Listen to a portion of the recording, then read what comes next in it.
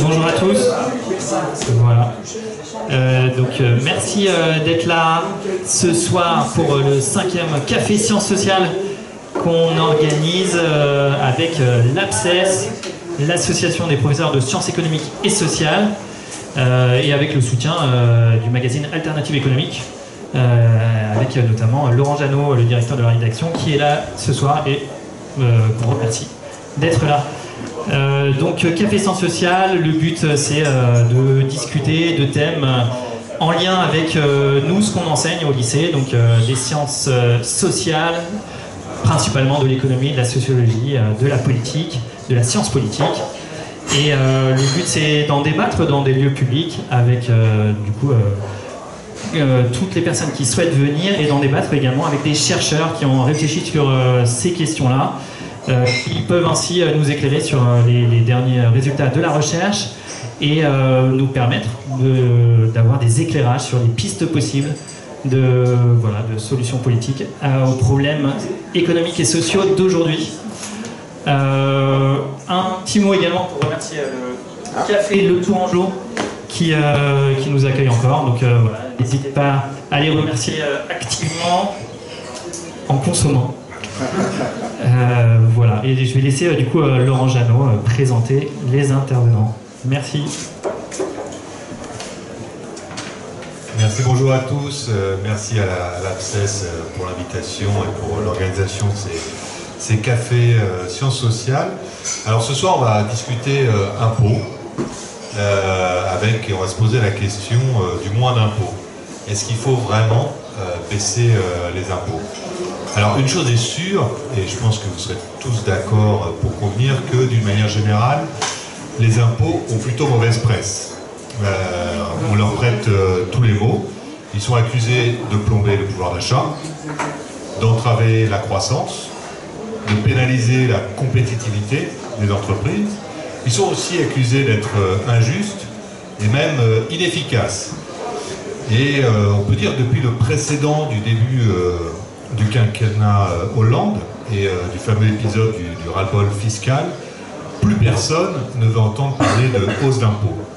À tel point que l'adage maintenant c'est le bon impôt, c'est celui qu'on supprime. C'est devenu un peu l'alpha et l'oméga de toute politique fiscale. Et évidemment, Emmanuel Macron l'a érigé en règle d'or de sa politique économique. À son actif, déjà, on peut compter la suppression de l'impôt sur la fortune, l'ISF, qui a été transformé en impôt sur la fortune immobilière, la baisse des impôts sur le capital, la baisse des impôts de production, la suppression de la taxe d'habitation, et encore récemment, il a annoncé vouloir baisser les impôts des classes moyennes de 2 milliards d'euros d'ici à 2027. Alors, on va se demander, est-ce que c'est vraiment une bonne idée de vouloir baisser à tout prix les impôts? Jusqu'où aller et avec quelles conséquences? Alors pour en débattre ce soir, nous avons invité, l'APSES a invité Guillaume Allègre, qui est économiste à l'OFCE, l'Observatoire français des conjonctures économiques, un centre de recherche qui est rattaché à Sciences Po Paris, et Alexis Spire, qui est sociologue et chercheur au CNRS. Alors pour commencer, Guillaume, est-ce qu'il faut vraiment baisser les impôts coûte que coûte? Est-ce que ça a un intérêt économique? En gros, qu'est-ce que les économiques ont à nous apprendre sur le sujet?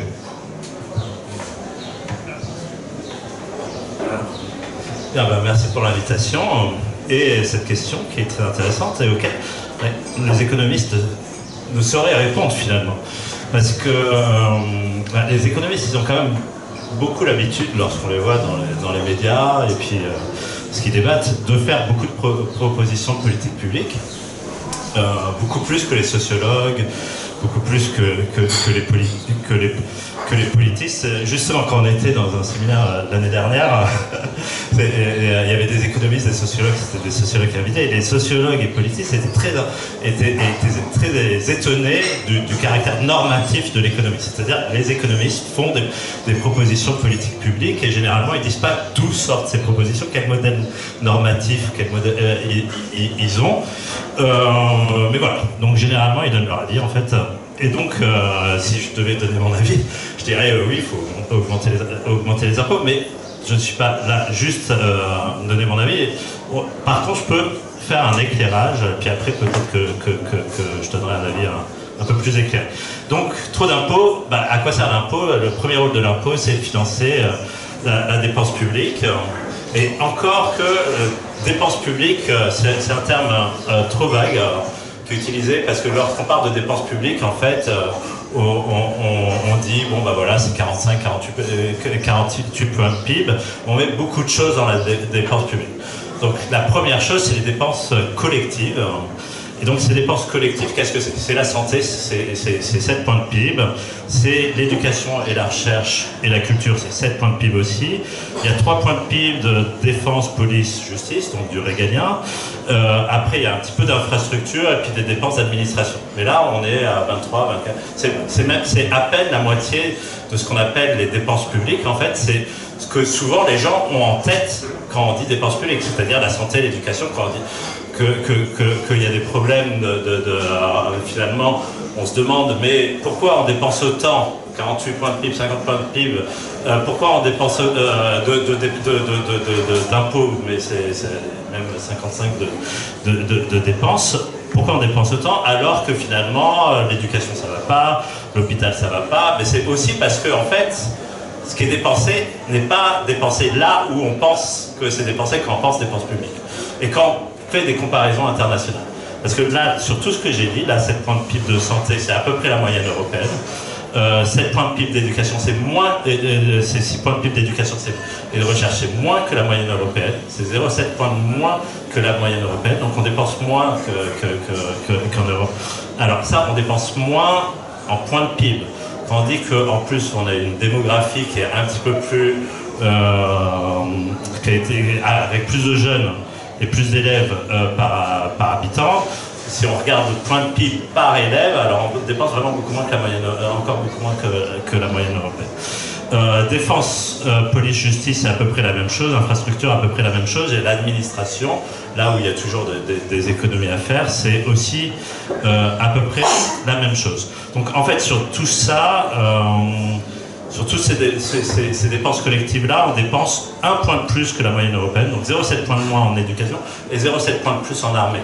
Parce que il y a quelques... Et ça va changer aussi parce que on augmente nos dépenses, on va augmenter nos dépenses de défense, mais les autres pays européens vont encore plus augmenter que nous, donc je pense qu'ils vont nous rattraper sur ce point. Et alors, toutes ces dépenses collectives-là, finalement, il n'y a pas de concurrence avec, ou très peu de concurrence avec des dépenses privées.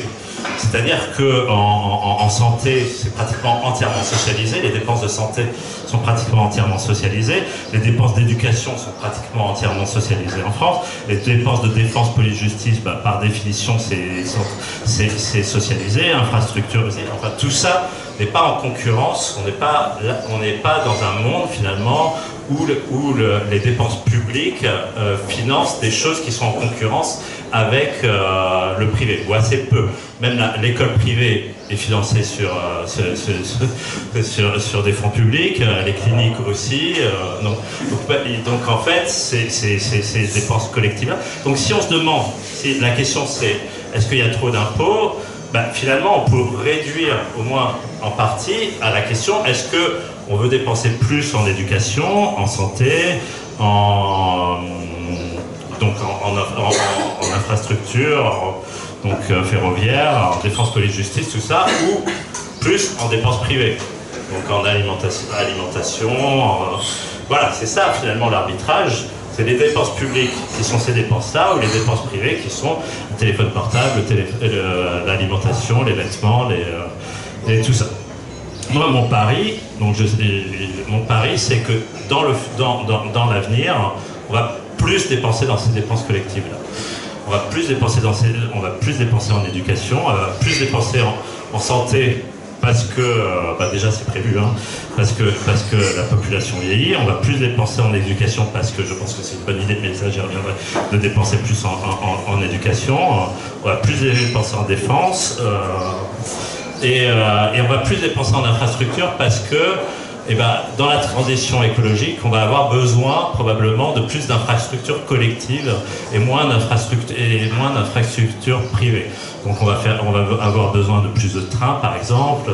On va avoir besoin peut-être de plus de chauffage collectif, avec du chauffage urbain, des choses comme ça, qui font que dans notre monde, et puis en plus, je pense aussi, qu'en s'enrichissant, si on s'enrichit un peu, quand on s'enrichit, on a plus de désir de dépenser en santé, en éducation, en culture, qui sont généralement des dépenses qui sont socialisées. Donc ça veut dire, Guillaume, que si on disait on veut moins d'impôts, c'est qu'il faudrait accepter moins de dépenses publiques.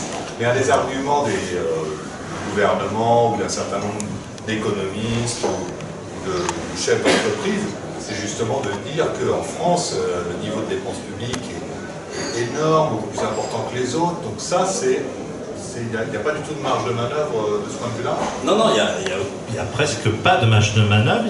On dépense autant. En fait, à peu près, c'est ce que me montre mon collègue Xavier Timbaud. Il prend le cœur des dépenses, en fait. Administration, régalien, éducation, santé. Et puis après, il regarde aussi, parce que dans certains pays, l'éducation, il y a des dépenses qui sont publiques, mais il y a des dépenses qui sont privées aussi, mais les dépenses privées, elles sont quasi publiques aussi, parce qu'en fait, même la santé, parfois, c'est dans les dépenses privées. Il y a aussi un problème aussi de comptabilité publique-privée, parce que quand vous avez une mutuelle, si elle n'est pas obligatoire, ça peut tomber dans les dépenses, dans d'autres pays, ça peut tomber dans les dépenses privées, alors qu'en France, ou dans d'autres pays, ça sera dans une dépense publique. Mais si on regarde le cœur des dépenses, en fait, tous les pays de l'OCDE, finalement, dépensent à peu près autant dans ces 20 à 25 points de dépenses socialisées, en fait.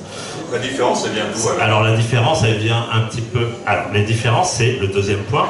À quoi servent aussi les impôts? À payer des transferts sociaux. Et donc on a une bonne moitié des impôts qui sont en transfert. Alors il y a deux types de transferts. Il y a des transferts assurantiels, type retraite, chômage, et il y a des transferts directs, type aide au ménage, allocation logement, RSA, donc ça c'est... et on a d'autres familles évidemment. Donc là on a 10 points de retraite en France, et là on est vraiment au-dessus en comparaison européenne, hein, on est 4 points au-dessus. On a 9 points d'aide sociale et on a 3 et je rajouterai encore 3 points de PIB d'aide aux entreprises. Question du transfert aussi, mais pas des transferts vers les ménages, vers des entreprises. Donc là, on a autant, quand je dis retraite, aide sociale et donc en transfert monétaire finalement, et aide aux entreprises, on a autant que tout ce que j'ai dit avant d'infrastructures, police, justice, éducation, santé, et tout ça, c'est en fait. Et donc là, si on prend les dépenses de transfert, là on est près de 7 points de plus que la moyenne européenne par exemple, dont la moitié pour les retraites. 3,5 plus pour les retraites, et la moitié du reste pour l'aide aux entreprises. Parce qu'on fait 2 points de plus de PIB, près de 50 milliards d'euros, en aide aux entreprises par rapport à la moyenne européenne. Et encore, je crois qu'il n'y a pas les dépenses d'apprentissage. Là-dedans, on met 20 milliards dans l'apprentissage, parfois pour subventionner des stages longs d'années de césure de gens qui sont en école de commerce. D'une certaine manière, ça illustre bien les motivations qu'il y avait derrière la réforme des retraites, parce qu'à partir du moment où on prône le moins d'impôt, derrière, c'est la réforme des retraites. Mais on a vu que ça ne remportait pas du tout le consentement de la population. Posé comme ça, moins d'impôts si c'est moins de retraite, Voilà. Les gens n'y étaient pas très favorables. Donc les retraites, il y a deux choses, c'est qu'effectivement on part plutôt à beaucoup moins que ce qui était mis dans les médias, parce que souvent l'âge légal, souvent on avait des âges légaux en fait de départ à la retraite en âge effectif. C'est beaucoup moins parce que dans les pays où l'âge légal est élevé, en fait, les gens ont tendance à partir avant l'âge légal, alors qu'en France, où l'âge légal est faible, les gens ont tendance à partir après l'âge légal. Mais on part à la retraite quand même en France un peu plus tôt que nos voisins européens, donc 1-2 ans plus tôt en moyenne. Et donc voilà, la retraite, les dépenses publiques, c'est une grosse partie de la différence avec les voisins européens. Ça vient du financement de ces 1 à 2 années de plus de retraite, de temps libre. Donc il y a un vrai effet là de la dépense. On sait ce qu'on dépense. Les gens ont 1 à 2 années de plus de temps non travaillé, en tout cas dans le secteur marchand. Non en emploi. Ouais. Donc voilà. Après, il y a aussi une différence. Enfin, il n'y a pas que là. Donc, et après, il y a la réduction des inégalités. C'est-à-dire qu'on prend quand même au riche pour donner aux pauvres en moyenne. Alors ça, le système français réduit beaucoup les inégalités. Donc il réduit beaucoup les inégalités, même si l'impôt, en fait, parfois on regarde juste l'impôt et puis il y a certaines publications d'IPP qui montrent que oui, l'impôt finalement il n'est pas si progressif que ça, mais il n'est pas si progressif que ça en pourcentage. Donc si on prend un pourcentage et qu'on donne en euros forfaitairement aux gens, en fait, ça devient très progressif, parce que en fait, comme les plus riches ont des revenus 8 fois plus élevés que les moins riches avant impôt, si vous prenez un pourcentage de ces revenus-là, 20% de ces revenus-là, ou 15% de ces revenus-là, et que vous les donnez forfaitairement en allocation, en allocation, vous allez avoir une très forte réduction des inégalités. C'est comme ça qu'opère le système socio-fiscal français. Et donc entre le ratio avant impôt entre les 20% les plus riches et les 20% les plus pauvres, c'est pratiquement 8. On a un ratio de 8 de niveau de vie avant impôt, et qui est baissé par le système socio-fiscal à 4. Et là, ça fait vraiment une très grosse différence. Hein. On réduit de moitié cette inégalité-là par les transferts. Est-ce que c'est juste de dire que la France se caractérise des autres pays par un niveau d'inégalité primaire très élevé, mais qui est très fortement corrigé par le système socio-fiscal, et à l'arrivée, on est un pays plutôt moins inégalitaire que les autres. Mais à la base, s'il n'y avait pas cet effet de la redistribution, vous êtes parti... Non, alors je dirais pas ça, parce qu'il y a aussi une redistribution primaire en France avec un SMIC qui est relativement élevé et donc compensé par des allègements de cotisation. Donc je dirais pas que les inégalités primaires avant redistribution sont particulièrement élevées en France. Elles sont plutôt dans la médiane. Il y a des pays qui font pire, les pays libéraux, certains pays d'Europe de l'Est. Donc on est plutôt dans la médiane, et effectivement la redistribution fait qu'on est plutôt dans le tiers, même dans le tiers, parmi entre le premier et le deuxième tiers, quoi. Enfin, on est parmi les pays ayant des inégalités de niveau de vie. Alors là, parce que voilà, c'est des inégalités, là on parle d'inégalités de niveau de vie qui sont plutôt dans le tiers inférieur. Alors pas encore les pays comme les pays scandinaves, ou quelques pays où les inégalités sont faibles, comme la République tchèque, mais juste après.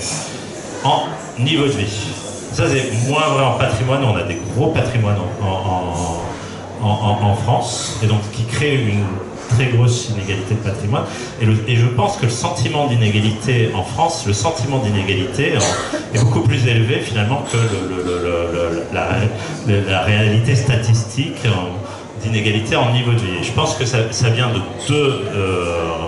deux facteurs. Déjà, les inégalités de patrimoine, et les inégalités de patrimoine sont héritées sont héritées, et les inégalités des chances à l'école, qui sont particulièrement faibles en France. Donc tout le monde connaît là, le classement PISA, qui montre que on est parmi les moins bons en termes de reproduction, en termes de reproduction sociale.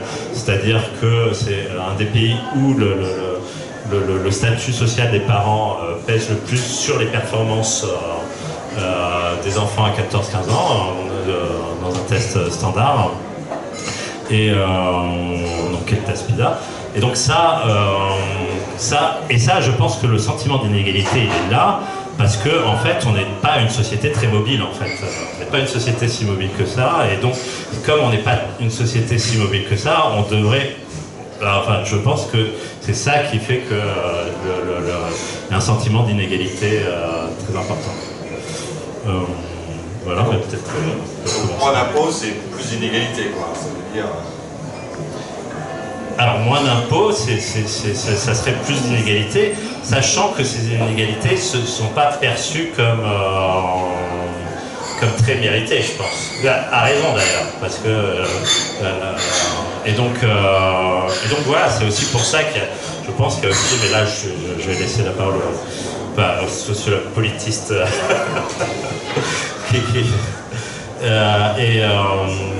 sur ces questions-là de perception des inégalités, de consentement à l'impôt, peut-être qu'on peut passer la parole.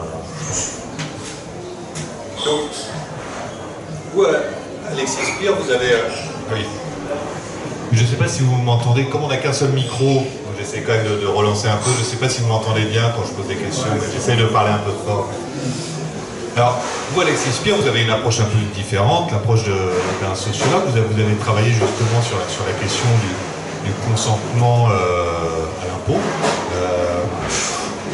Mais déjà, avant de rentrer dans ces détails-là et de vous expliquer un peu plus précisément vos travaux, qu'est-ce que vous pensez de la façon dont le débat fiscal est posé aujourd'hui en France? Bien, merci de me donner l'occasion de participer à cette discussion. C'est vrai que moi j'ai une approche, disons, plus sociologique, donc il va y avoir beaucoup moins de chiffres. Je vais essayer d'en donner un peu quand même pour faire sérieux, mais il va y avoir beaucoup moins de chiffres.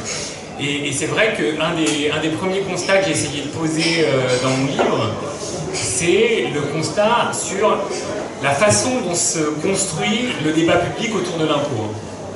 Et le fait que, alors historiquement, en France, il y a un poids quand même très, très fort des impôts indirects. On peut remonter presque sous l'Ancien Régime. Et puis, il y a eu une petite parenthèse avec la Révolution française, mais en fait, le poids des impôts indirects a toujours été très très fort en France, à peu près autour de 50% des recettes fiscales. Et encore aujourd'hui, les impôts indirects, donc les impôts indirects, c'est essentiellement la TVA, la taxe sur, les taxes sur les carburants, c'est ceux qui sont prélevés directement. Et ces impôts-là sont très, très peu abordés finalement dans le débat public. Ceux qui sont abordés sont essentiellement donc, les impôts directs et les impôts progressifs. Et ça, c'est le premier constat que j'ai pu faire, c'est que les impôts dont on discute, ce sont les impôts progressifs. C'est les rares impôts progressifs. Donc c'est l'impôt sur le revenu. Pendant très longtemps, c'était l'impôt sur la fortune.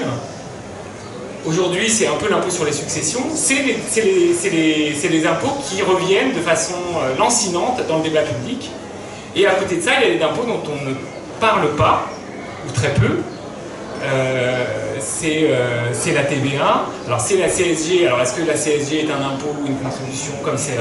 voilà, en général, d'un point de vue juridique, on pourrait... c'est pas exactement un impôt, mais c'est quand même un prélèvement qui est sur tous les revenus, et même s'il est fléché vers la protection sociale, c'est un quasi-impôt, en tout cas dans la façon, dans la tête des gens.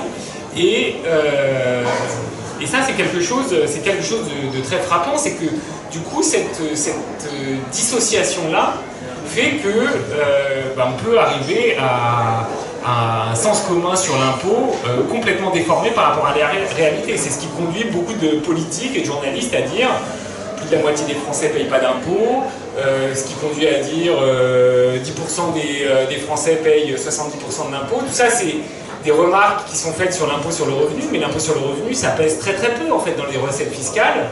Et ça passe, quand on fait ça, quand on focalise sur l'impôt sur le revenu, qui est encore une fois un des rares impôts progressifs et qui est réduit quand même, qui est assez réduit par rapport à la part qu'il représente dans d'autres pays, notamment dans les pays nordiques, on passe complètement sous silence l'autre impôt sur le revenu, enfin l'autre prélèvement sur le revenu, qui est la CSG, qui lui est proportionnel, c'est-à-dire que c'est un taux qui s'applique, qui est presque, enfin au-delà de 9%, qui est unique, quel que soit le montant de ce qu'on gagne, et qui s'applique à tous les revenus.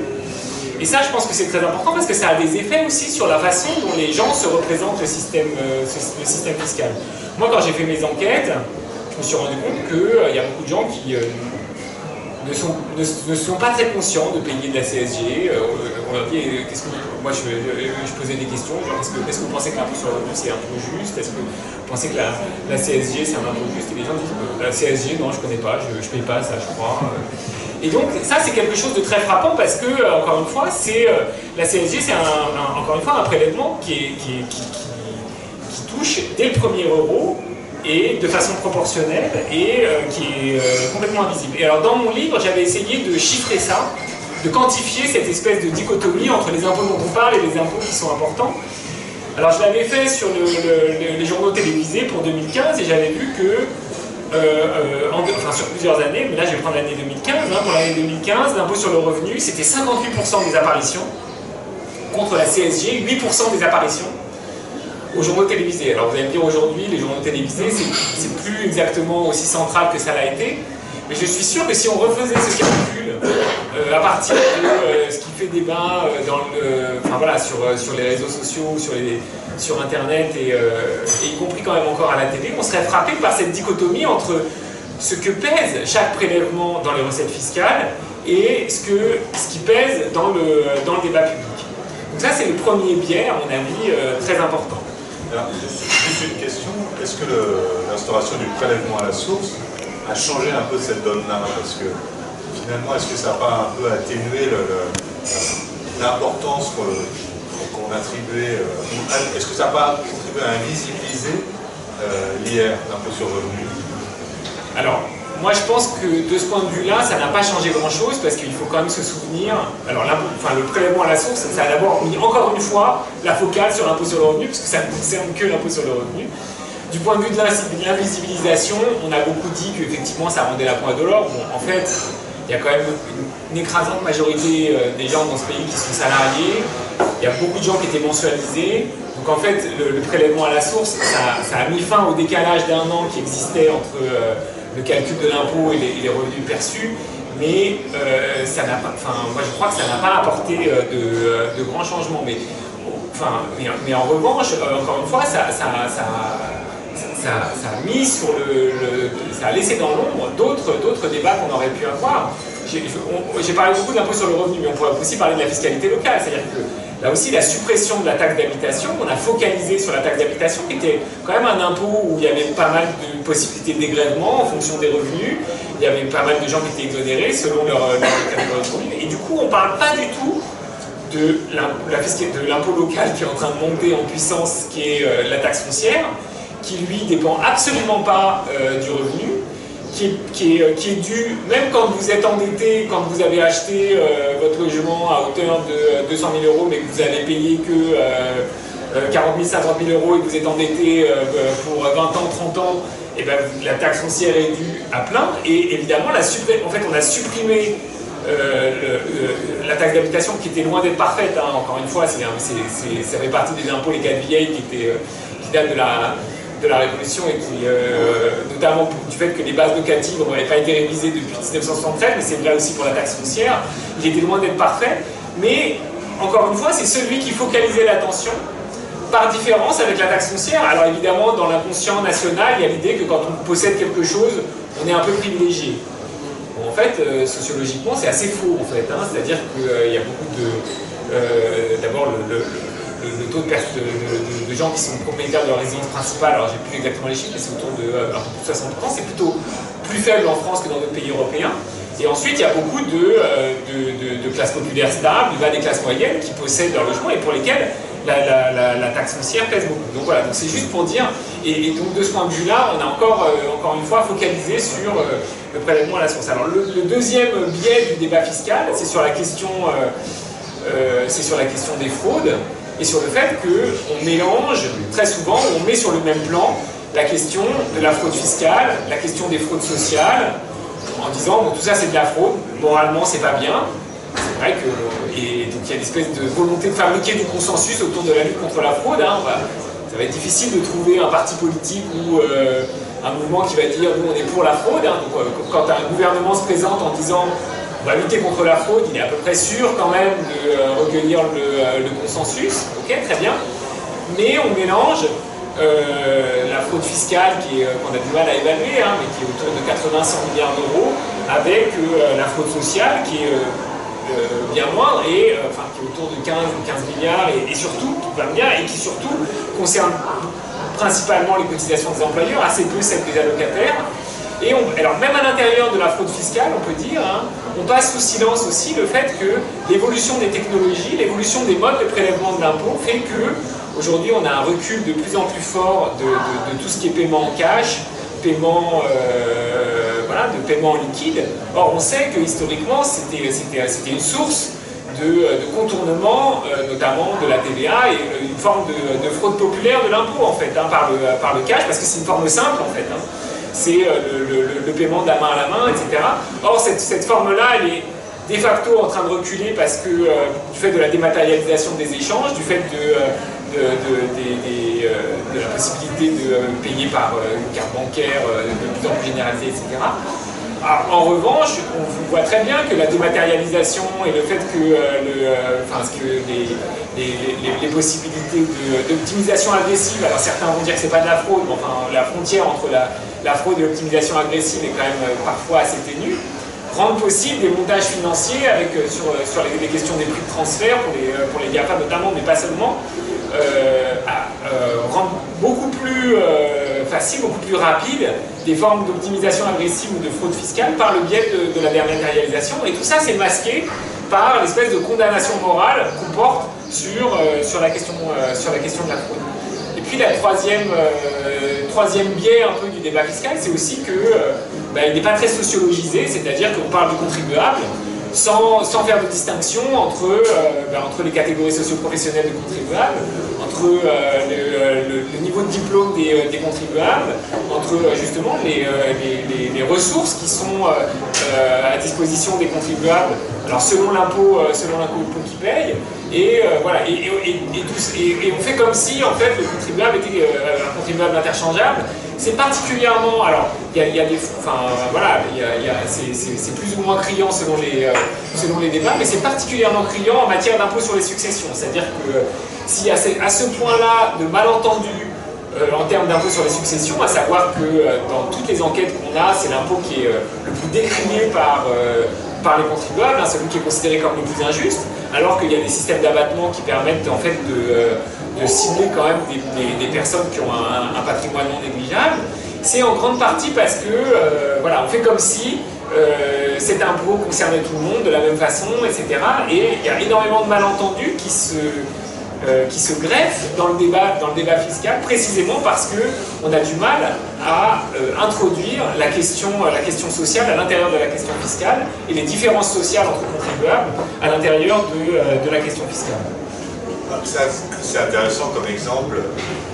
C'est intéressant comme exemple l'impôt sur les successions parce que c'est un des seuls impôts où il y a un consensus entre économistes pour dire oui, il faut augmenter l'impôt sur les successions, mais alors par contre, ça ne percute pas du tout dans le débat public. Peut-être Guillaume Allègre sur... Est-ce que vous êtes d'accord en tant qu'économiste, est-ce qu'il faut augmenter l'impôt sur les successions et pourquoi finalement le politique est incapable de franchir le pas? Alors, je vais vous étonner. Non. C'est pas si évident sur les successions. J'aimerais, je vais répondre à ta question, je vais rebondir deux secondes en donnant un petit peu sur ce qu'a dit Alexis. C'est très intéressant sur effectivement les impôts qui sont visibles, invisibles, et donc ce qui est très médiatisé, c'est les impôts progressifs. D'un autre côté, on pourrait se dire, c'est normal que c'est les impôts progressifs qui sont médiatisés parce que c'est là où se créent les transferts en fait. Et c'est là où se créent plus les transferts, là c'est vrai. Mais finalement, le gros des transferts, c'est ce que je disais, le gros des transferts dans le système socio-fiscal, c'est le fait de prélever quelque chose de façon proportionnelle. Alors c'est pas tout à fait proportionnel, c'est un peu plus que proportionnel, et de le donner de façon plus ou moins forfaitaire. Parce que si on regarde l'impôt sur le revenu, par exemple, si vous êtes dans les 10%, si vous rentrez dans les 10% des plus aisés, vous allez payer quelque chose comme 15% d'impôt sur le revenu, alors que si vous êtes dans les 30 ou 40% les moins aisés, au niveau des 4, vous n'allez pas payer d'impôt sur le revenu du tout. Donc là, il y a une différence de 15 points, mais effectivement, comme vous avez dit, il faut voir qu'il y a 10 points de CSG, 20 points de TVA, et donc il y a 30 points. Donc en fait, ce qu'on compare souvent, c'est 0 et 15, alors qu'on devrait comparer 30 à 45 en fait. C'est bref, pour donner des ordres de grandeur. Et si on compare 30 à 45, évidemment, c'est plus du tout la même comparaison. Et donc en fait, la redistribution est très peu, mais c'est ce qu'a montré Piketty, que la redistribution se fait assez peu par la progressivité de l'impôt, alors en pourcentage, mais plus par effectivement c'est plus le système socio-fiscal qui alors là, il y a une publication de l'INSEE dans le portrait social tous les ans. Il montre la part des inégalités de niveau de vie et de la réduction des inégalités de niveau de vie par système socio-fiscal qui est due aux prestations et la part qui est due aux impôts. Effectivement, c'est plus de 2 tiers des prestations et un tiers d'impôts. Et dans l'impôt, finalement, c'est pratiquement zéro les droits de succession. Et non, c'est pas complètement zéro là-dedans, parce qu'effectivement, il y a quand même quelques droits de succession, mais on est à 1,5 point de PIB, c'est pas non plus, c'est pas un poids très important. En fait, pour savoir ce qui va réduire les inégalités, finalement, c'est un facteur entre le poids de l'instrument et sa progressivité. Mais ce qu'avait montré Corpier et Palm il y a assez longtemps, mais qui était parfois sur des données qui n'étaient pas forcément tout à fait justes, mais le raisonnement était juste, c'était que, en fait, c'est surtout le poids des transferts qui va jouer pour réduire les inégalités et un peu moins la progressivité. Pourquoi? Parce que dès qu'on a un transfert progressif, alors là, ça va faire des débats sans fin. Et effectivement, l'IR, qui n'a pas un poids très très important, on en parle beaucoup. Et les droits de succession et tout, comme dit Alexis, tous les impôts progressifs, on en parle beaucoup, donc ça réduit leur poids, parce que finalement, les hommes politiques, le premier truc qu'ils font quand ils réduisent l'impôt, c'est de réduire ces impôts-là. Donc ces impôts n'ont pas beaucoup de poids, et donc c'est pas eux qui pèsent dans la réduction des inégalités. Et donc il faut trouver donc il y a des impôts populaires, des impôts impopulaires. Il faut trouver des moyens. Je pense que si on veut réduire les inégalités de façon juste, il faut trouver des moyens justes et des impôts justes et acceptés socialement. Et finalement, cette acceptation sociale fait partie, dans une logique délibérative, de la justice. Ce qui est juste, c'est ce que collectivement trouve juste.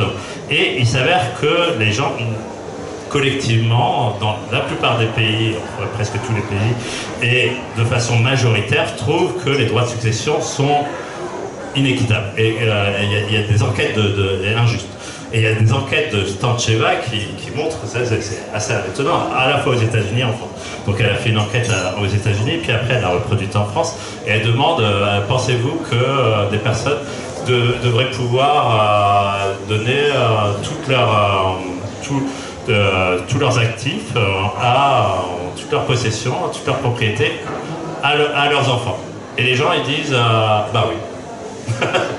Ils répondent majoritairement bah oui.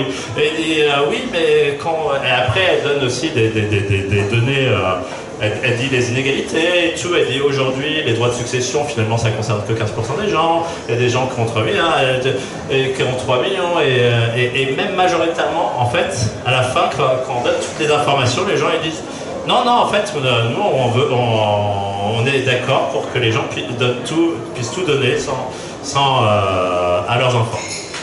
Bon, mais après, ils sont aussi d'accord pour qu'on taxe via l'ISF.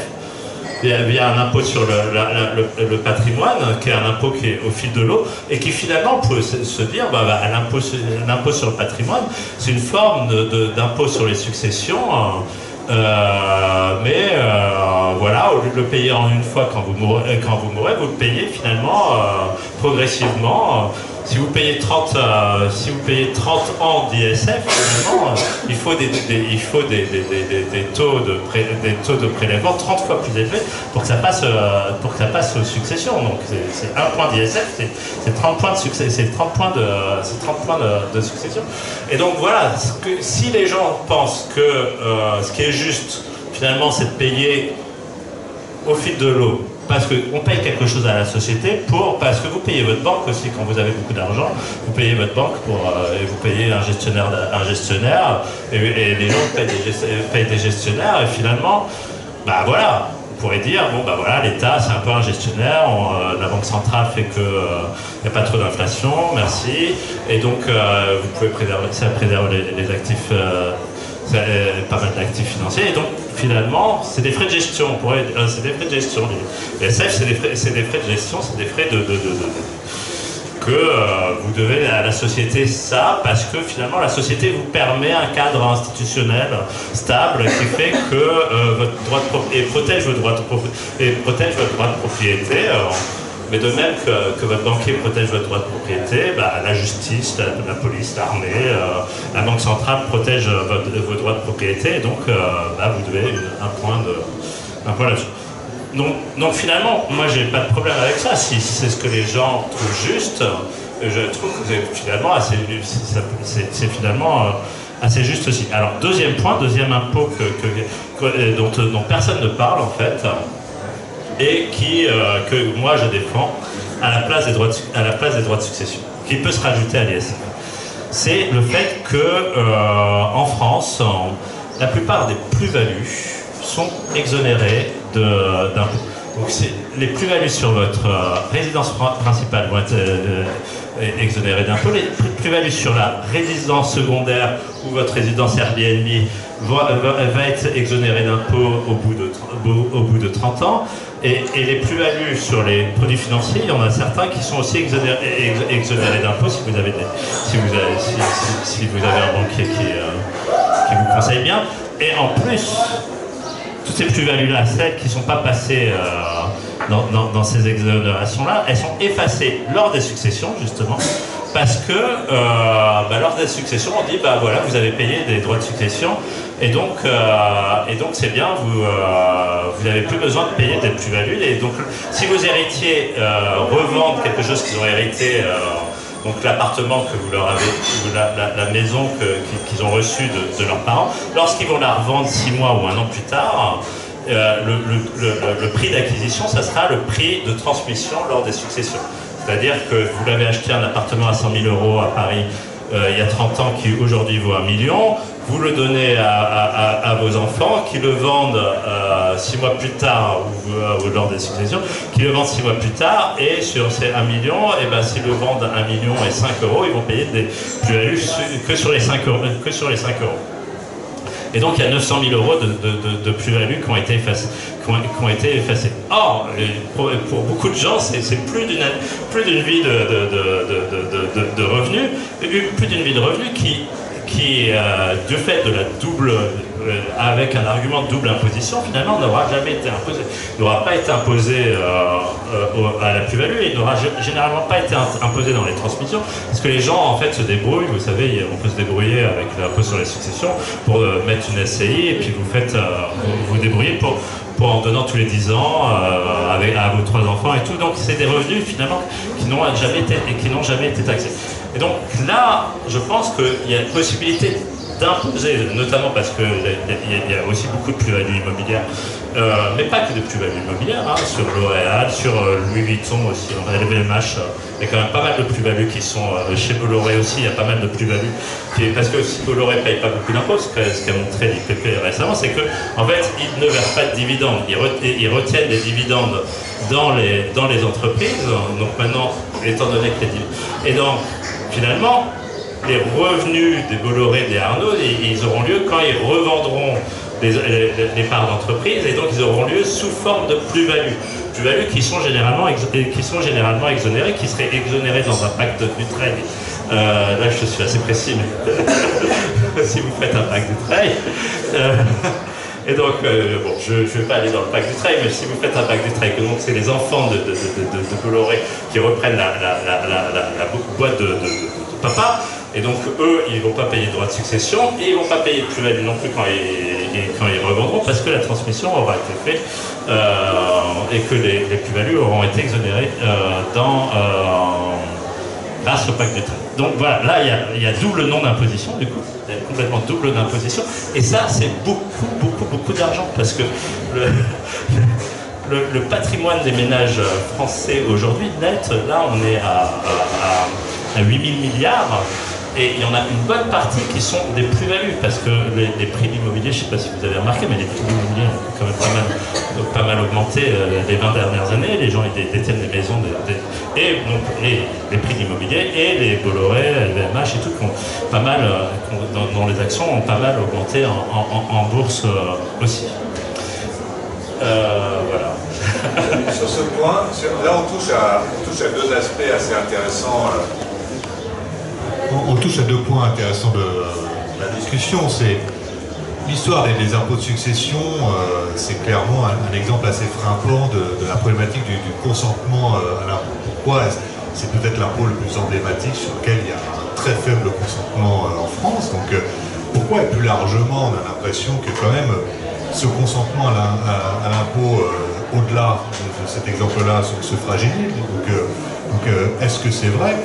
Et le deuxième point, c'est qu'on voit qu'il y a des trous dans la raquette. Donc là, Guillaume, tu as développé l'histoire des plus-values. Il y en a sans doute d'autres. Et est-ce que ces stratégies qui permettent à des gens fortunés d'échapper à l'impôt, est-ce que ça participe à la fragilisation de ce consentement à l'impôt? Oui, alors là, je vais repartir pour parler du consentement à l'impôt, je vais repartir de cet exemple d'impôt sur les successions parce qu'il est effectivement assez symptomatique. Globalement, un des résultats de l'enquête que j'avais menée, c'est que, de façon assez surprenante, en tout cas moi ça m'avait surpris, le consentement, enfin la protestation fiscale était beaucoup plus forte en bas de la société, dans les classes populaires et dans les classes moyennes, que tout en haut de la société. Je vais essayer d'expliquer pourquoi, mais je peux déjà rentrer par le biais de l'impôt sur les successions parce que c'est un très bon exemple pour comprendre ça.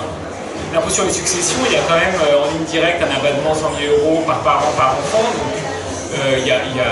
donc possiblement, disons que quand il s'agit de succession pour des enfants héritiers, ça touche des personnes qui ont quand même pas mal de patrimoine. Or, quelque chose d'assez surprenant, c'est que quand on regarde en termes de catégorisation socio-professionnelle, les classes populaires étaient plus hostiles à l'impôt sur les successions que les classes supérieures ou les personnes diplômées. Donc là, il faut faire du qualitatif et essayer de comprendre pourquoi.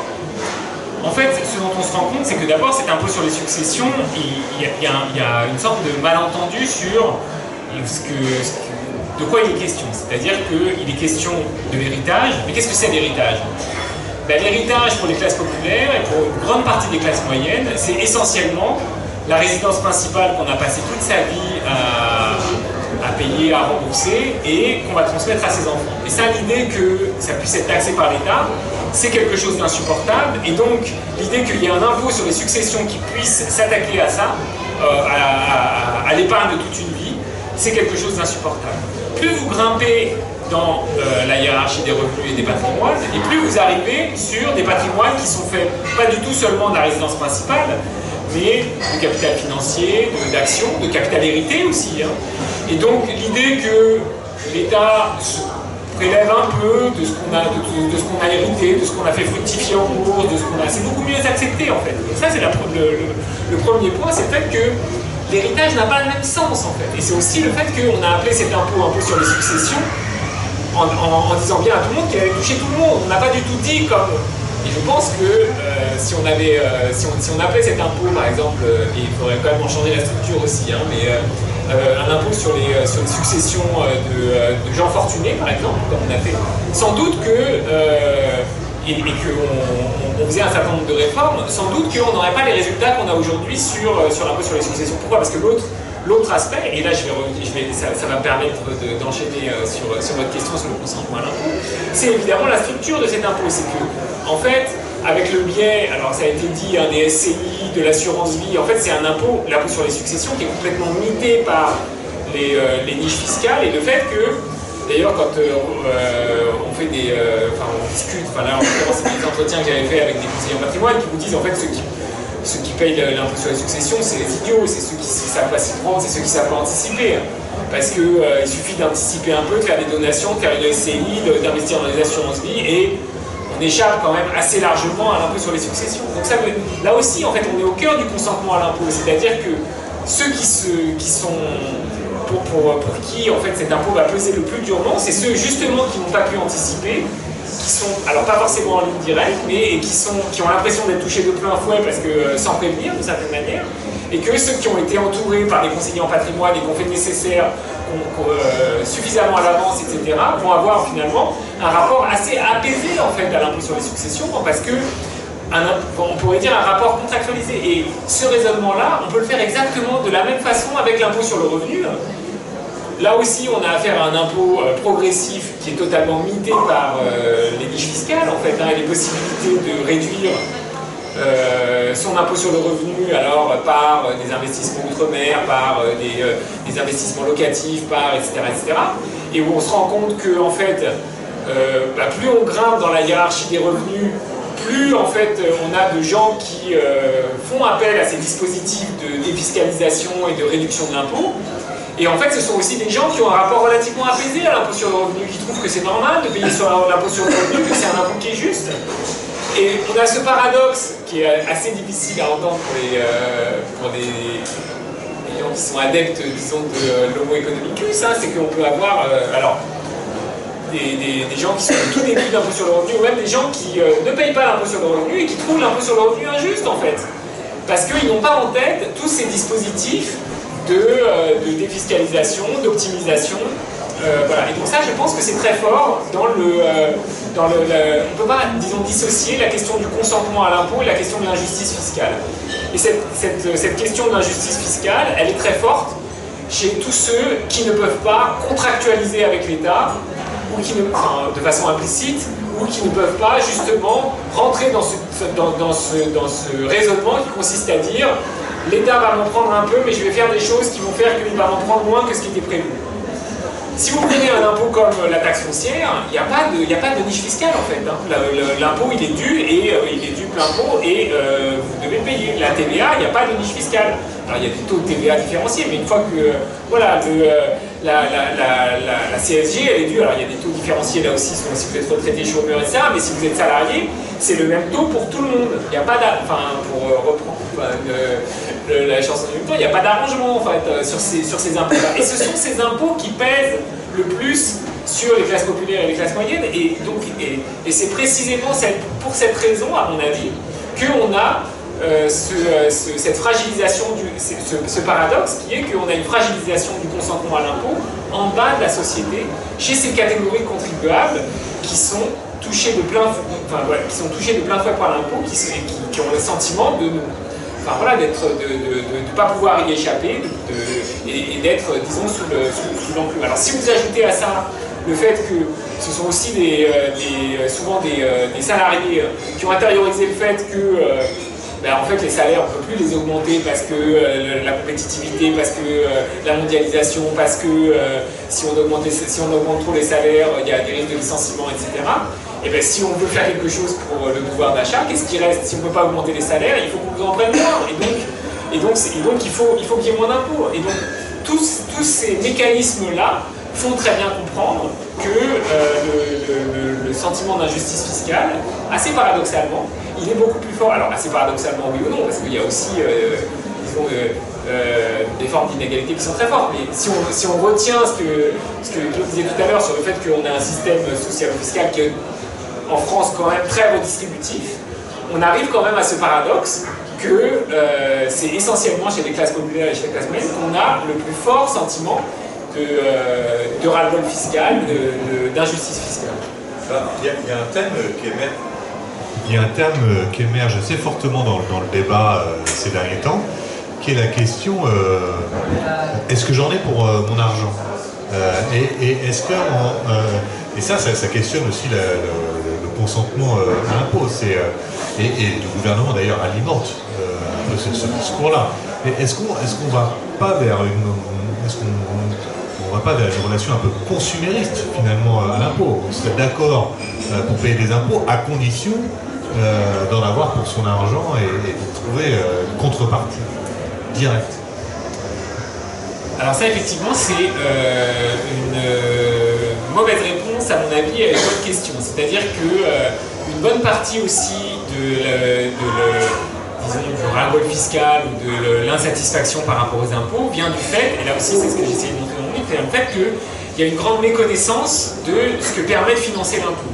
Ce que j'avais appelé l'état souterrain, quand on demande aux gens, quand on fait des entretiens avec des gens et qu'on leur demande est-ce que vous bénéficiez disons de la redistribution, ah non moi je droit à rien, moi je suis dans les classes moyennes, donc on est bon à payer, on a droit à rien, on touche rien, etc. Puis en fait, quand on fait des enquêtes, à d'autres moments d'enquête, on dit est-ce que vous avez la notation pour le logement? Ah oui, je touche l'APL. Est-ce que vous touchez les prestations familiales? Ah oui, je touche les prestations familiales. Donc en fait, il y a tout un tas de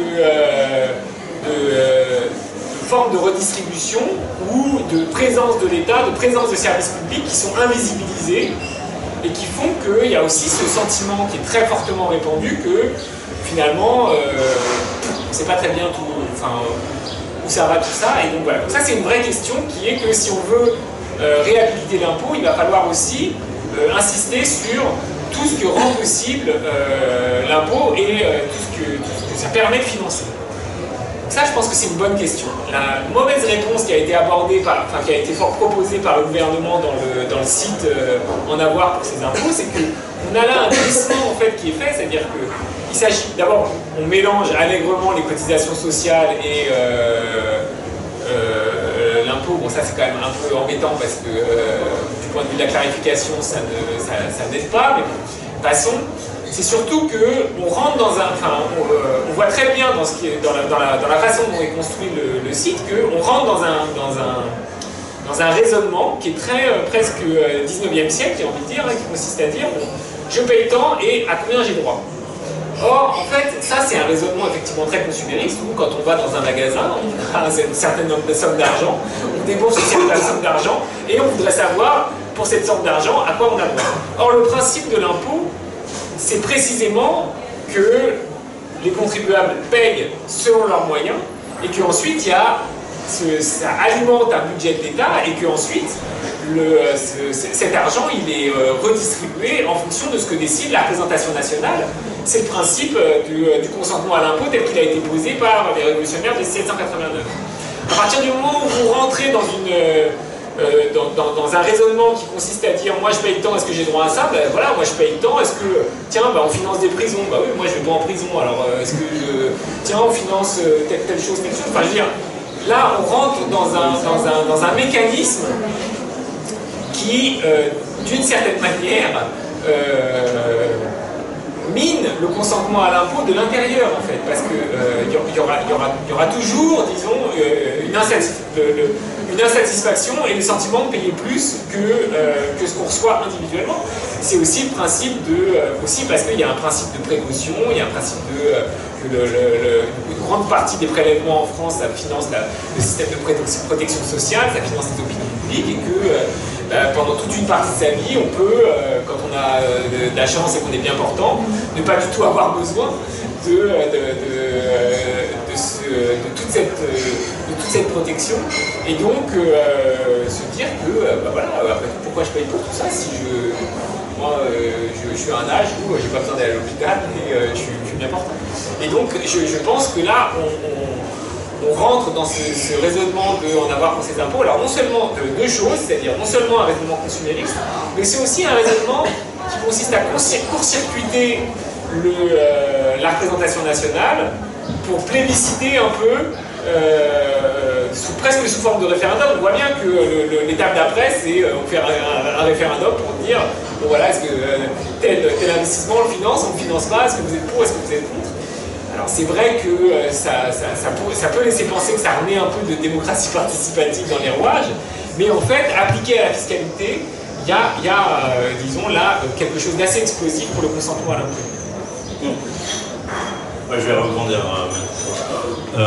Je pense qu'il y a deux facteurs qui créent du consentement. Chez chacun de nous, chaque citoyen. Il y a deux casquettes. Finalement, on a deux casquettes. Premièrement, il y a l'intérêt. Donc l'intérêt individuel. Par exemple, si vous demandez aux gens s'ils sont pour ou contre la taxe carbone, la plupart sont contre. Mais si vous leur dites est-ce que vous êtes pour ou contre la taxe carbone aux frontières de l'Europe, et si vous leur insinuez finalement que c'est les étrangers qui vont payer la taxe carbone, alors là ils sont pour. Là les gens sont pour que les étrangers payent des taxes et des impôts. Ça c'est assez universel. Donc si l'autre paye des impôts, si ça n'a aucun effet sur moi, finalement l'impôt c'est pas si mal que ça. Donc ça c'est l'intérêt. Mais effectivement il n'y a pas que l'intérêt qui joue, parce qu'autrement on ne verrait pas que 75% des gens sont contre les droits de succession, alors que finalement il n'y a que 15% qui en payent, ou que donc il y a aussi les valeurs et la question de est-ce que l'impôt est juste ou non. Donc on réfléchit je pense avec ces deux clés, la clé de l'intérêt et la clé aussi de l'équité, de la justice. Donc est-ce que les impôts sont justes ou pas? Et donc là, je pense que c'est intéressant d'aller interroger les critères de justice, ceux qui font consensus, ceux qui pourraient faire consensus. Parce que finalement, on pourrait se dire que voilà, ce qu'il faut, c'est délibérer pour qu'on ait un impôt juste, et si on a un impôt juste avec un mécanisme juste, alors on ne va pas avoir besoin de toutes les niches, de toute la contractualisation avec l'État, de tout ce que tu décrivais là, et tu disais oui, alors les gens finalement trouvent ça juste parce que finalement ils ne le payent pas. Non, ça c'est pas juste s'ils ne le payent pas, ils pensent que c'est juste pour leur intérêt, mais c'est pas juste dans le sens où le mécanisme de l'impôt, si le mécanisme de l'impôt il n'est pas accepté et que finalement il faut dealer avec l'État, et pour que les plus vocaux et ceux qui sont les plus dérangés par l'impôt, ils arrivent à y échapper d'une manière ou d'une autre. Non. Alors là c'est pas juste, parce qu'il y a un problème d'égalité devant l'impôt. Et donc il faut trouver des mécanismes d'impôt qui sont acceptés par tous de manière juste, ou qui le seraient finalement sous voile d'ignorance, donc si chacun ne sait pas quels sont ses intérêts propres, et parce que ces impôts sont considérés comme justes, alors on n'a pas besoin de tous ces mécanismes, de toutes ces niches, de toutes ces choses qui font qu'on achète du consentement. Mais l'achat de consentement comme ça par la niche fiscale, c'est une forme de corruption finalement.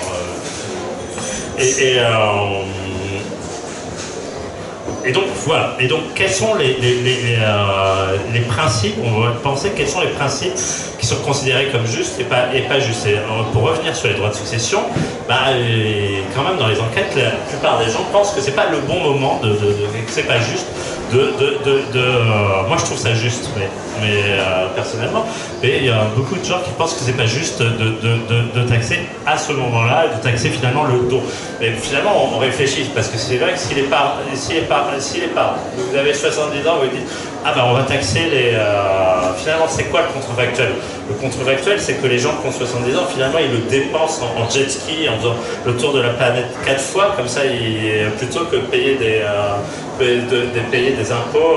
Donc si finalement l'arbitrage c'est entre je le consomme pour moi, ou je le consomme, ou je le donne à mes enfants qui vont en faire, qui sont plus jeunes et qui finalement vont en faire, c'est cet arbitrage-là que les gens ont en tête, je pense, et c'est dans cet arbitrage contrefactuel-là, c'est dans ce contrefactuel-là qu'ils trouvent que finalement non, c'est plus juste que les parents puissent donner aux enfants plutôt que d'inciter à la consommation finalement à la consommation des parents. Donc voilà, donc ça, et donc il me semble que les principes, donc si on remonte, c'est quoi les principes de justice sur l'impôt? Le premier principe, c'est l'équité horizontale. C'est-à-dire on paye en fonction de sa faculté contributive. Et donc là, il faut réfléchir, qu'est-ce qui augmente ou pas votre faculté contributive, et qui est vous d'ailleurs aussi, qui est l'individu auquel on parle, parce que ça c'est un petit peu compliqué, parce que dans la vision des successions, finalement ce que les gens ont en tête, c'est une dynastie. Est-ce que ça, c'est ce que les philosophes, certains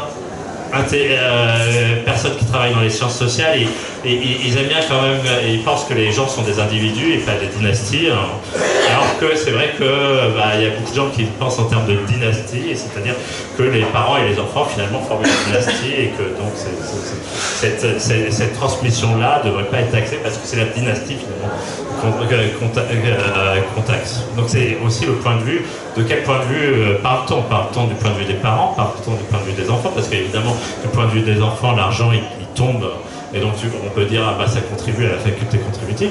Du point de vue des parents, on peut dire plus ou moins que l'argent a été déjà imposé, sauf que c'est pas vrai, parce que justement il n'a pas été imposé aux plus-values souvent. Et du point de vue de la dynastie, après, les parents et les enfants ensemble, on pourrait penser... Et là, les économistes, souvent, tu disais, les économistes sont souvent contre les droits de succession, mais non, parce que dans des modèles dynastiques, finalement, à la génération, souvent, taxer les droits de succession, c'est comme taxer l'épargne. Et dans ces modèles-là, finalement, il ne faut pas taxer l'épargne, il ne faut pas taxer les droits de succession, parce que la consommation future, parce que ce qu'il faudrait taxer, c'est la consommation future et pas la transmission du revenu d'une génération à l'autre, ou de moi aujourd'hui à moi après. Donc, équité horizontale, et là, c'est là où je reviens sur ces fameuses plus-values qui sont énormes. Et ça rentre là, du coup, ça rentre dans la faculté contributive si vous vendez des actions, ou si vous vendez une résidence et que vous ne rachetez pas derrière. Ça, c'est ce qui est fait aux Pays-Bas. C'est-à-dire que les plus-values immobilières sont taxées quand vous sortez du marché immobilier. C'est-à-dire si vous vendez un bien, mais vous le rachetez, vous en rachetez pas derrière. Autrement, si vous en rachetez derrière, vous êtes exonéré du montant de la proportion à laquelle vous rachetez. Mais ce que tu disais, c'est la résidence principale, on ne veut pas payer d'argent dessus, mais cette résidence principale-là des parents, pour les petits-enfants, c'est plus une résidence principale, parce que généralement, elle passe. Donc c'est la dernière chose, évidemment, la résidence principale, c'est la dernière chose qui passe dans la succession. Donc en moyenne, vers 65-70 ans, vous allez recevoir la résidence principale, parce que c'est le deuxième parent, à la mort du deuxième parent, s'ils sont communautaires, vous allez recevoir à 65-70 ans, ça fait longtemps que vous avez votre propre résidence principale, et que l'appartement des parents dans le 5e arrondissement, vous y avez peut-être habité quand vous étiez jeune, mais vous y habitez plus, et puis finalement ça c'est quelque chose que vous allez pouvoir soit louer, soit revendre pour faire autre chose, pour vous acheter autre chose. Donc là, à ce moment-là, vous pouvez, je pense qu'on devrait l'imposer. Là c'est beaucoup d'argent, parce qu'à 30%, c'est le taux du PFU. On dit voilà, c'est le taux PFU, c'est 30% sur les revenus, sur les plus-values réelles. Là, ça fait beaucoup d'argent. J'avais fait le calcul, on peut, selon les exonérations ou pas qu'on donne, on peut prélever de 1 à 2 points de PIB. 2 points de PIB si on ne fait pas d'exonération. On taxe les plus-values réelles au taux du PFU. Là, je suis assez précis, mais c'est pour donner des ordres de grandeur, en fait. Parce que finalement, l'ordre de grandeur de l'injustice, c'est ce qu'on pourrait récupérer comme argent si c'était taxé comme on taxe les autres revenus, finalement, juste dans un souci d'équité horizontale. C'est-à-dire, je vais taxer ce revenu comme je taxe les autres revenus financiers, les autres revenus du capital, et en moyenne, en gros, comme on taxe les revenus au taux du PFU que les revenus du travail. Et j'exonère quand même, là c'est exonéré de cotisations sociales. On a pas mal parlé inégalité, redistribution, équité du système fiscal.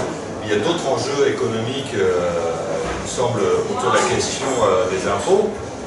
Et notamment, on dit souvent il faut moins d'impôts parce que les impôts, ils grèvent la compétitivité. Donc, qu'est-ce que pensait de cet argument? Qu'est-ce que les économistes ont à dire là-dessus? Est-ce que moins d'impôts, c'est vraiment plus de compétitivité? Ça, c'est un discours qu'on entend souvent d'un point de vue économique. Il y en a un autre discours économique qui revient régulièrement pour délégitimité l'impôt, qui est trop d'impôts, plus d'impôts. L'idée que si on augmente trop les impôts, au bout d'un moment c'est contre-productif et puis en fait on va faire baisser le niveau des recettes fiscales, c'est la courbe de l'affaire. Et peut-être le dernier point aussi sur l'impact économique des impôts, c'est les impôts, c'est aussi une fonction incitative. C'est-à-dire le fait de taxer telle activité plutôt que telle autre, ça peut inciter à arrêter de faire ça, ou alors plutôt faire ça plutôt que ça. Et du coup, à force de réduire les impôts, est-ce qu'on ne se prive pas aussi de levier d'action d'un point de vue économique? Qu'est-ce qu'on doit penser sur ces autres fonctions-là de l'impôt, fonctions économiques de l'impôt? Bon, Pigou, l'affaire et tout, on fait tout le programme Sciences Éco. Non, alors je pense que la plupart des gens savent. Alors, sur la compétitivité, en fait, l'impôt, c'est quand même payé. L'impôt qui est payé, c'est payé par les gens. En fait, hein. C'est surtout au premier ordre, même les cotisations sociales patronales. Au premier ordre, ça réduit les salaires. Ce qui s'égalise en Europe, c'est le coût du travail au niveau au premier ordre, avec, à long terme. Hein, si vous faites d'un coup, si vous réduisez les cotisations patronales, c'est les bénéfices des entreprises qui vont augmenter du jour au lendemain. Mais à long terme, ce qui s'égalise, c'est le coût entre la France et l'Allemagne, c'est le coût du travail à productivité égale, quoi. Donc, même les cotisations sociales patronales sont payées par les salariés, in fine, sont payées par les salariés en France. Et donc, in fine, tout est payé par les Français, mais les entreprises ne payent pas d'impôts, en fait. Hein, c'est que des ménages qui payent des impôts. Hein, et au final, alors parfois c'est les actionnaires, parfois c'est les salariés, parfois on peut même dans les salariés dire qu'il y a l'équipe dirigeante, les hauts salaires, mais au final c'est quand même des individus qui payent les impôts. Et donc c'est pour ça cette question de la compétitivité, en fait, elle est généralement maltraitée, parce que si on se dit que voilà, on augmente le coût du travail, à terme ça va s'égaliser, et donc finalement c'est les salaires qui vont baisser, mais c'est ce qu'on voit, hein, c'est ce qu'on voit en gros quand les cotisations patronales sont élevées, c'est quand même au final, au bout d'un moment, c'est les salariés et c'est aussi les salariés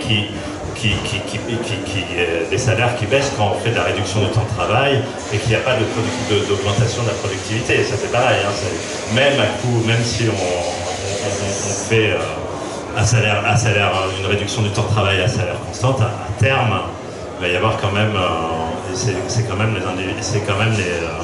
les gens. Et donc ces problèmes de compétitivité, je pense pas que ça soit vraiment pour la plupart des impôts, hein, parce que alors après, il y a des bases fiscales qui sont plus ou moins mobiles, hein, et c'est vrai que sur les bases fiscales très mobiles, genre l'IS et les très hauts revenus, quelques patrimoines aussi, eh ben, il peut y avoir, c'est moins les gens qui bougent que la base fiscale, en fait.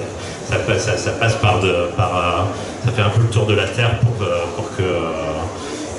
ça passe par le Pays-Bas, l'Irlande, la Bahamas, et puis ça revient en France sans payer d'impôts. Donc là, quand il y a des mécanismes fiscaux comme ça, là, effectivement, il peut y avoir des situations où en augmentant l'impôt, on baisse les recettes fiscales, parce qu'en fait, toute l'assiette part en Irlande et aux Bahamas, via l'Irlande et les Pays-Bas.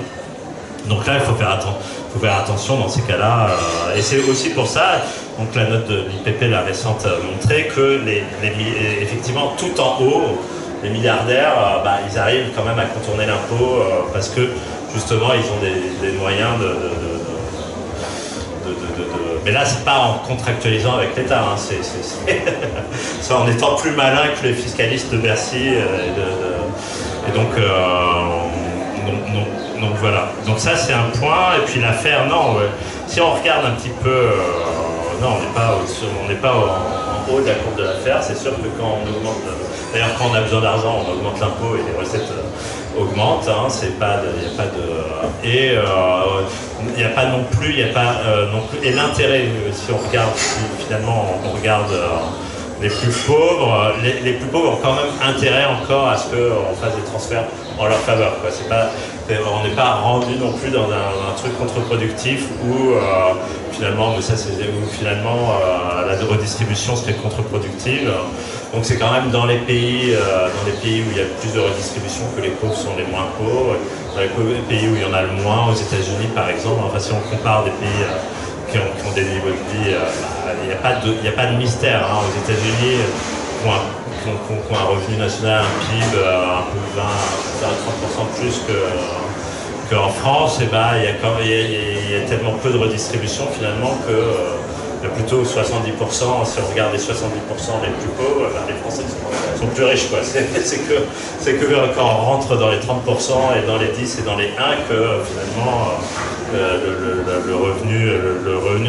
différence de revenu est captée vraiment par les plus aisés. Donc penser que ces inégalités-là se feraient à l'avantage dans les pays libéraux, se feraient à l'avantage des plus pauvres parce qu'il y a plus de PIB. En tout cas, même les chiffres descriptifs ne montrent pas ça. Est-ce que vous avez des questions par rapport à tout ce qui a déjà été dit Donc on a vu que l'impôt sur les revenus, c'est très peu de choses finalement par rapport aux impôts directs. S'il y a des pays où c'est plus élevé, et est-ce qu'on n'aurait pas intérêt à augmenter l'impôt sur le revenu, faire que tout le monde paye l'impôt sur le revenu finalement? Est-ce que tout le monde se sentirait pas plus citoyen s'ils payaient l'impôt sur le revenu? Est-ce que les gens qui ne payent pas l'impôt finalement ne se considèrent pas un peu comme des citoyens de seconde zone, mais est-ce que c'est pas valorisant que tout le monde paye l'impôt sur le revenu, quitte à baisser les impôts directs, pour que finalement ça soit indolore pour ces gens-là? Je reviens sur cette histoire d'impôt sur le revenu. Dans les statistiques internationales, quand on positionne la France sur la part de l'impôt sur le revenu dans le système fiscal, on additionne évidemment l'impôt sur le revenu et la CSG en fait. Donc en fait, si cette espèce de revendication lancinante de il faudrait que tout le monde paye l'impôt sur le revenu, on peut l'entendre, mais à ce moment-là, ça veut dire qu'on fusionne l'impôt sur le revenu et la CSG et on fait un grand impôt progressif sur le revenu qui est effectivement c'est possible. Mais sinon, je veux dire, on peut pas, disons, à système fiscal constant, mettre en avant l'idée que ce serait une bonne idée que tout le monde paye l'impôt sur le revenu.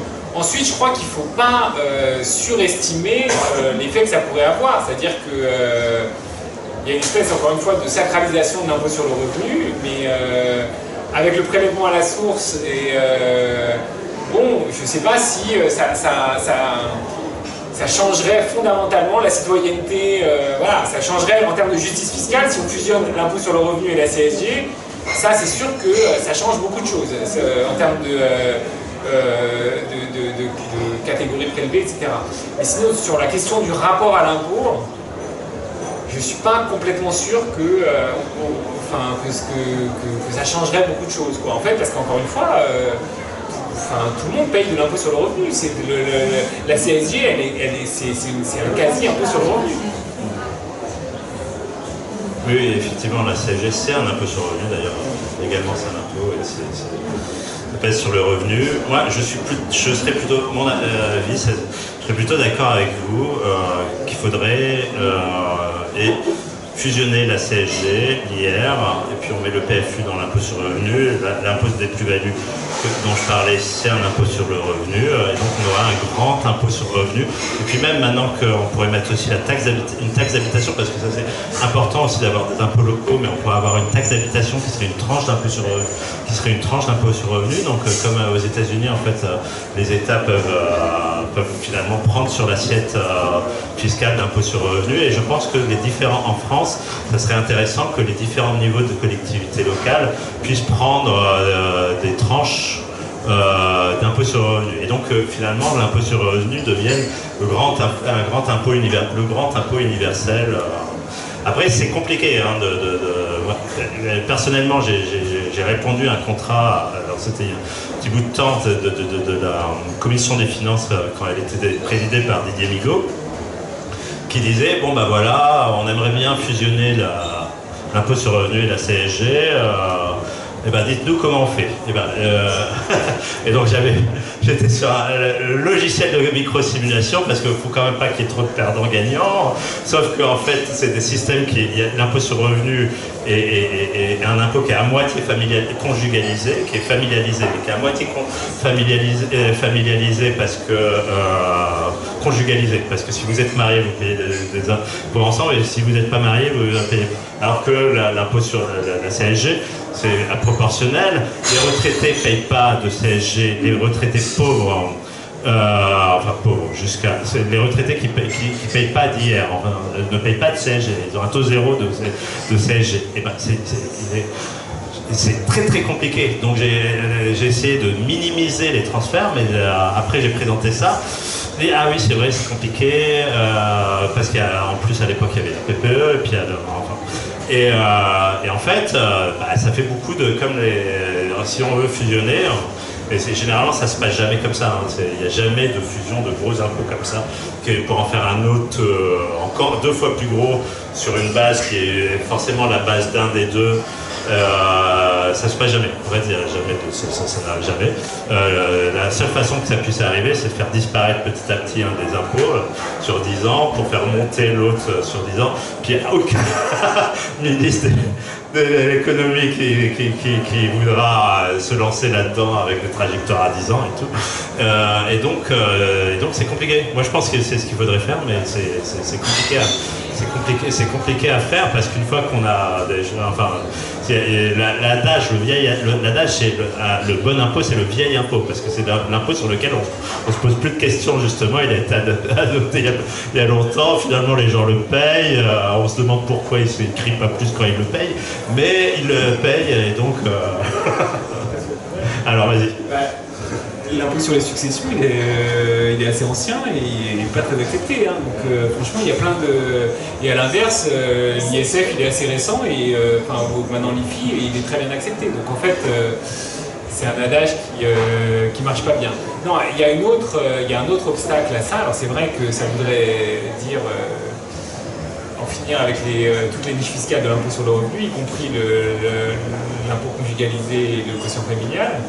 Mais c'est aussi qu'il y a toute une partie de la gauche syndicale qui est très attachée à l'idée d'une protection sociale qui ne soit pas dépendante, qui ne soit pas fiscalisée, et qui ne soit pas fondue dans le budget de l'État. Alors c'est parce que c'est la fameuse, disons, le fameux attachement à la sociale plutôt que l'État social, c'est-à-dire à l'idée d'une protection sociale qui, de fait, en 1945, alors j'ai du mal à le dire parce que en fait l'évolution récente des dernières années fait que cette réalité historique-là est de moins en moins vraie. Mais il y a aussi des réticences de ce point de vue-là, c'est-à-dire que comme on a une protection sociale qui est organisée autour des cotisations sociales et une gestion au départ par les travailleurs plus paritaire, ça voudrait dire aussi acter le fait que la protection sociale rentre pleinement, elle est fiscalisée, elle rentre pleinement dans le budget de l'État, et donc ça, il y a beaucoup de réticence au niveau syndical à cela. Donc en fait, c'est un vrai débat qu'il faudrait avoir sur aussi la place de l'impôt, le rapport au travail. C'est tout ça qu'il faut poser. Et donc encore une fois, je pense que je comprends cette idée que ce serait bien que tout le monde paye de l'impôt sur le revenu. Mais si on veut la prendre au sérieux, on ne peut pas décemment dissocier la question de l'impôt sur le revenu avec la question de la CSG, parce que, encore une fois, la CSG, ça rapporte plus que l'impôt sur le revenu. Hein. Les chiffres, là, je les avais pris pour aujourd'hui.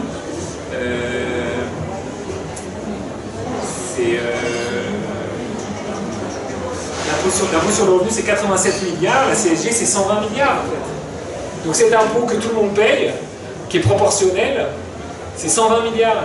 L'impôt sur le revenu, c'est plus petit. C'est le petit impôt sur le revenu, en fait. Le gros impôt sur le revenu, c'est la CSG.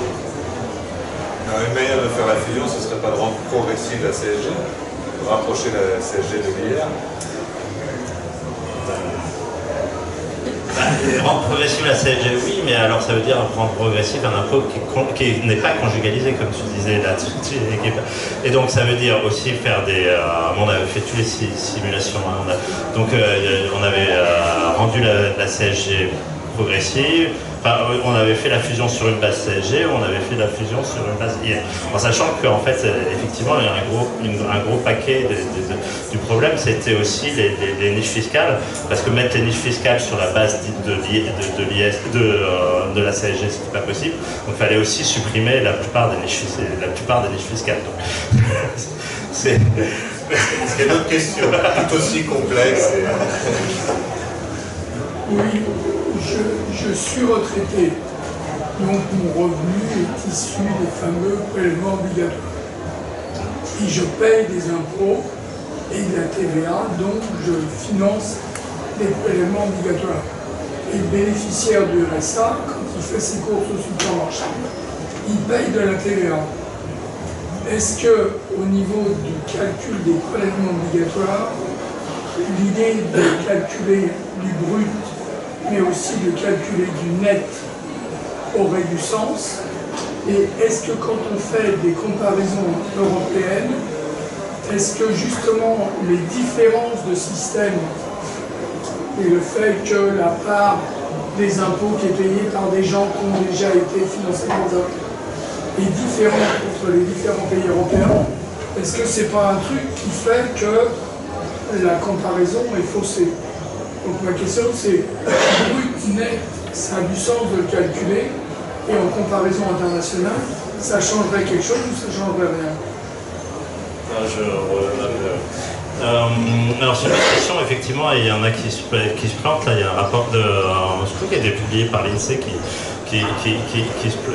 se plantait sur ce sujet, parce que si vous calculez l'impôt sur le revenu avant redistribution, alors pour sur le revenu avant redistribution, vous allez voir, et là ils calculaient ils avaient des taux de redistribution hyper importants, parce que enfin des taux de redistribution qui est non contraire, c'est que la TVA, ils disent ah oui, c'est pas progressif du tout. Regardez le RSA qui a zéro revenu, parce qu'il regarde avant impôt, il paye de la TVA, donc ils vont calculer l'impôt. Alors évidemment il a un revenu négatif, du coup ça lui donne un revenu négatif, et après on rajoute du RSA et tout. Si vous faites ça, évidemment vous allez vous planter complètement, et vous allez dire la TVA c'est un truc qui est anti-redistributif avant, parce qu'effectivement vous payez de la TVA alors que vous avez zéro revenu, c'est un problème. Donc effectivement votre question est juste, dans le sens où il y a vraiment un problème lorsqu'on fait des comparaisons internationales ou lorsqu'on calcule un taux de redistributivité et tout.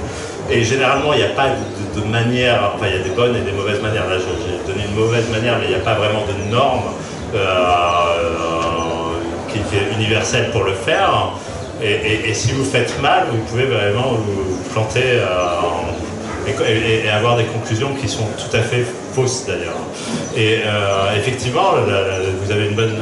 mais dans la plupart des pays européens, oui, la TVA est comptée, évidemment, on compte deux fois, finalement il y a des doubles comptes. La conclusion de ça, de toute façon la seule conclusion qu'on peut en tirer de ça, c'est que le taux de prélèvement obligatoire tel qu'il est calculé aujourd'hui par les instituts statistiques ne veut rien dire de toute façon. qui peut être supérieur à 100% sur le taux de prélèvement obligatoire tel qu'il est calculé maintenant. Effectivement, si l'argent tourne plusieurs fois, vous payez de l'impôt c'est ce que vous avez dit, hein, vous payez de l'impôt sur des revenus que vous avez reçus, qui ont été financés par l'impôt. Et ça, vous pouvez le faire 5 fois, 6 fois, 10 fois, et vous pouvez vous retrouver avec des taux de prélèvement obligatoire à 250, 200, 300%, si vous vous amusez à prendre l'argent, le redonner à tout le monde, le reprendre, le redonner, le reprendre, le redonner. Effectivement, de la façon dont on calcule l'impôt aujourd'hui, le taux de prélèvement obligatoire n'est pas du tout plafonné à 100% en fait. Il peut être de 150, 200, enfin, il pourrait et en plus, ce qui est comparé, c'est pas tout comme je disais tout à l'heure, ce qui est comparé, c'est pas tout le temps la même chose, les mutuelles, les choses, tout. Donc en fait, oui, ce taux-là, en fait, n'a pas de sens économique. En fait, c'est pas... J'ai une question sur les cotisations sociales que vous laissez de côté, parce que j'imagine que pour vous, du coup, ça s'appelle pas impôt, donc vous n'en parlez pas, mais qui sont quand même, du coup, la première ressource et qui sont dégressives.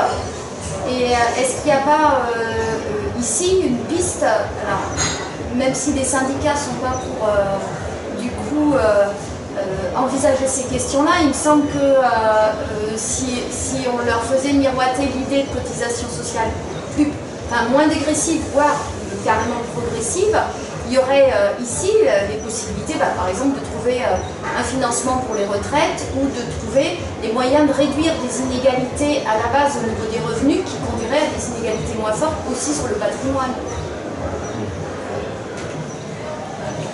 Non, mais vous avez raison de poser cette question parce qu'on ne peut pas du tout la laisser de côté. Alors, pour plusieurs raisons. D'abord parce que dans la tête des gens, tout ça se mélange un peu, hein, les cotisations sociales, les impôts, voilà, c'est ce qu'on nous prend de toute façon. Hein,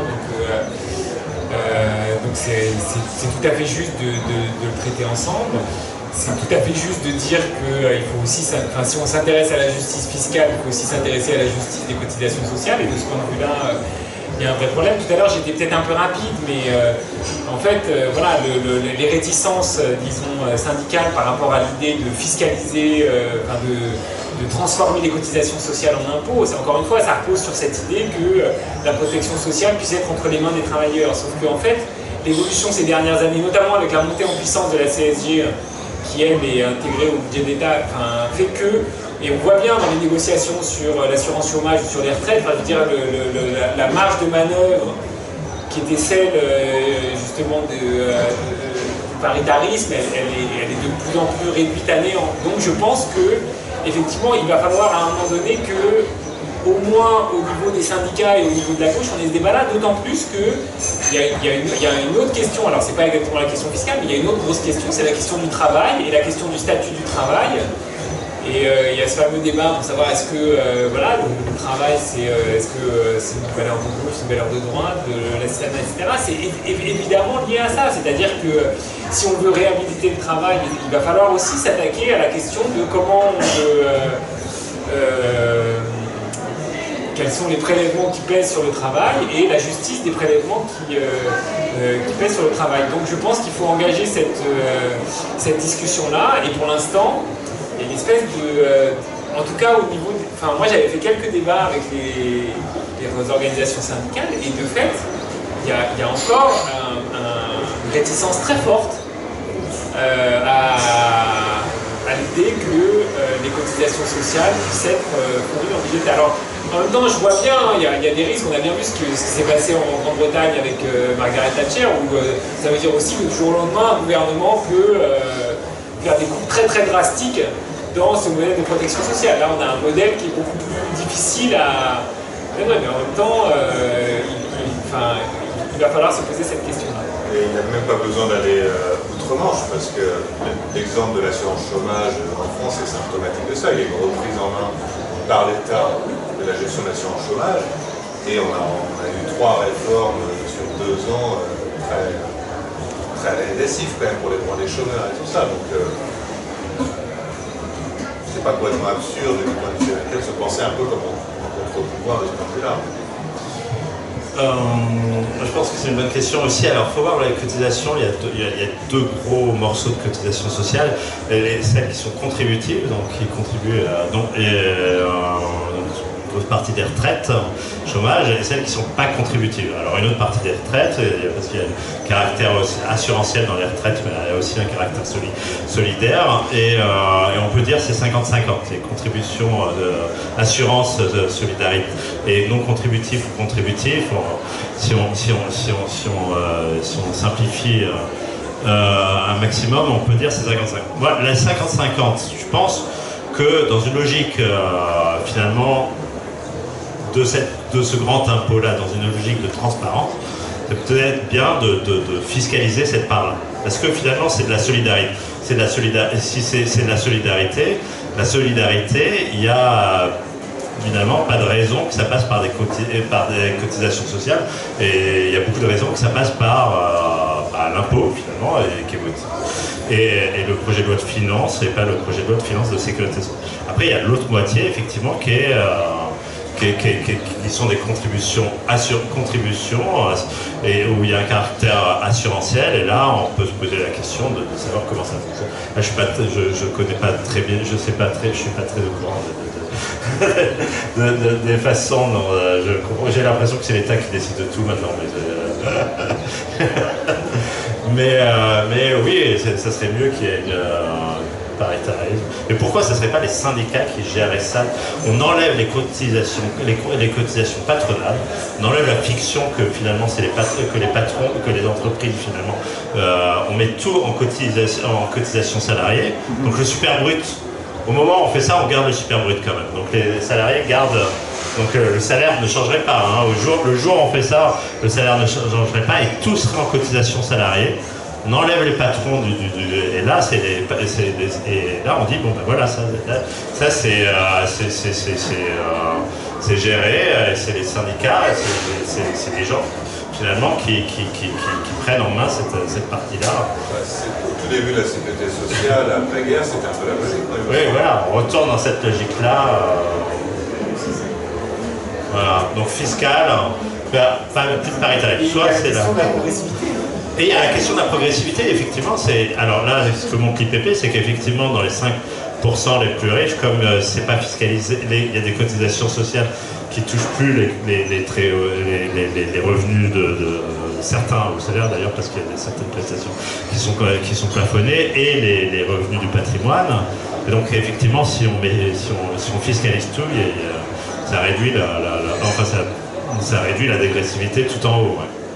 Il y a quand même un problème avec les cotisations sociales toutes salariales, c'est que quand on veut augmenter les cotisations salariales pour permettre un financement plus important du chômage, ou de la santé ou des retraites, on diminue le salaire net. Alors que là, l'idée c'est quand même qu'on peut augmenter les cotisations patronales sans toucher au net. Sans toucher au net, que vous pensez au final, c'est quand même, vous allez quand même le payer petit à petit en non. Mais c'est ça déresponsabilise en fait. Si on veut augmenter les allocations, il faut que ça sorte de quelque part.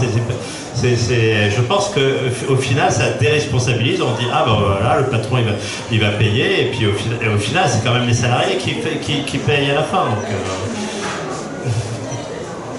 ça se paye en non-augmentation de salaire, d'une certaine manière. D'autres questions? Moi, j'ai une question sur le consentement des classes dominantes à l'impôt.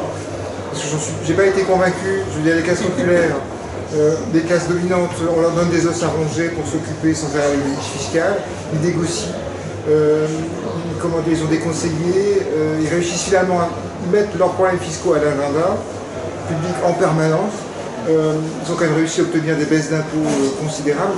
J'ai l'impression qu'ils adhèrent à l'impôt comme ils adhèrent à la police. C'est-à-dire à un ordre qui leur convient, parce qu'ils le maîtrisent. Donc est-ce qu'on peut appeler ça du consentement? Voilà, c'était ma question. Est-ce qu'ils consentent à autre chose que qu'ils ont déjà en leur maîtrise? Non, alors on peut discuter effectivement le terme de consentement, mais on dit la même chose, mais il faut quand même avoir en tête que tout dépend comment on mesure le consentement. Mais si on mesure le consentement à la réponse que donnent les gens quand on leur pose la question, est-ce que vous trouvez qu'on paye trop d'impôts en France, est-ce que vous trouvez que vous payez trop d'impôts en France, de fait, le résultat surprenant, c'est que le consentement à l'impôt est plus élevé.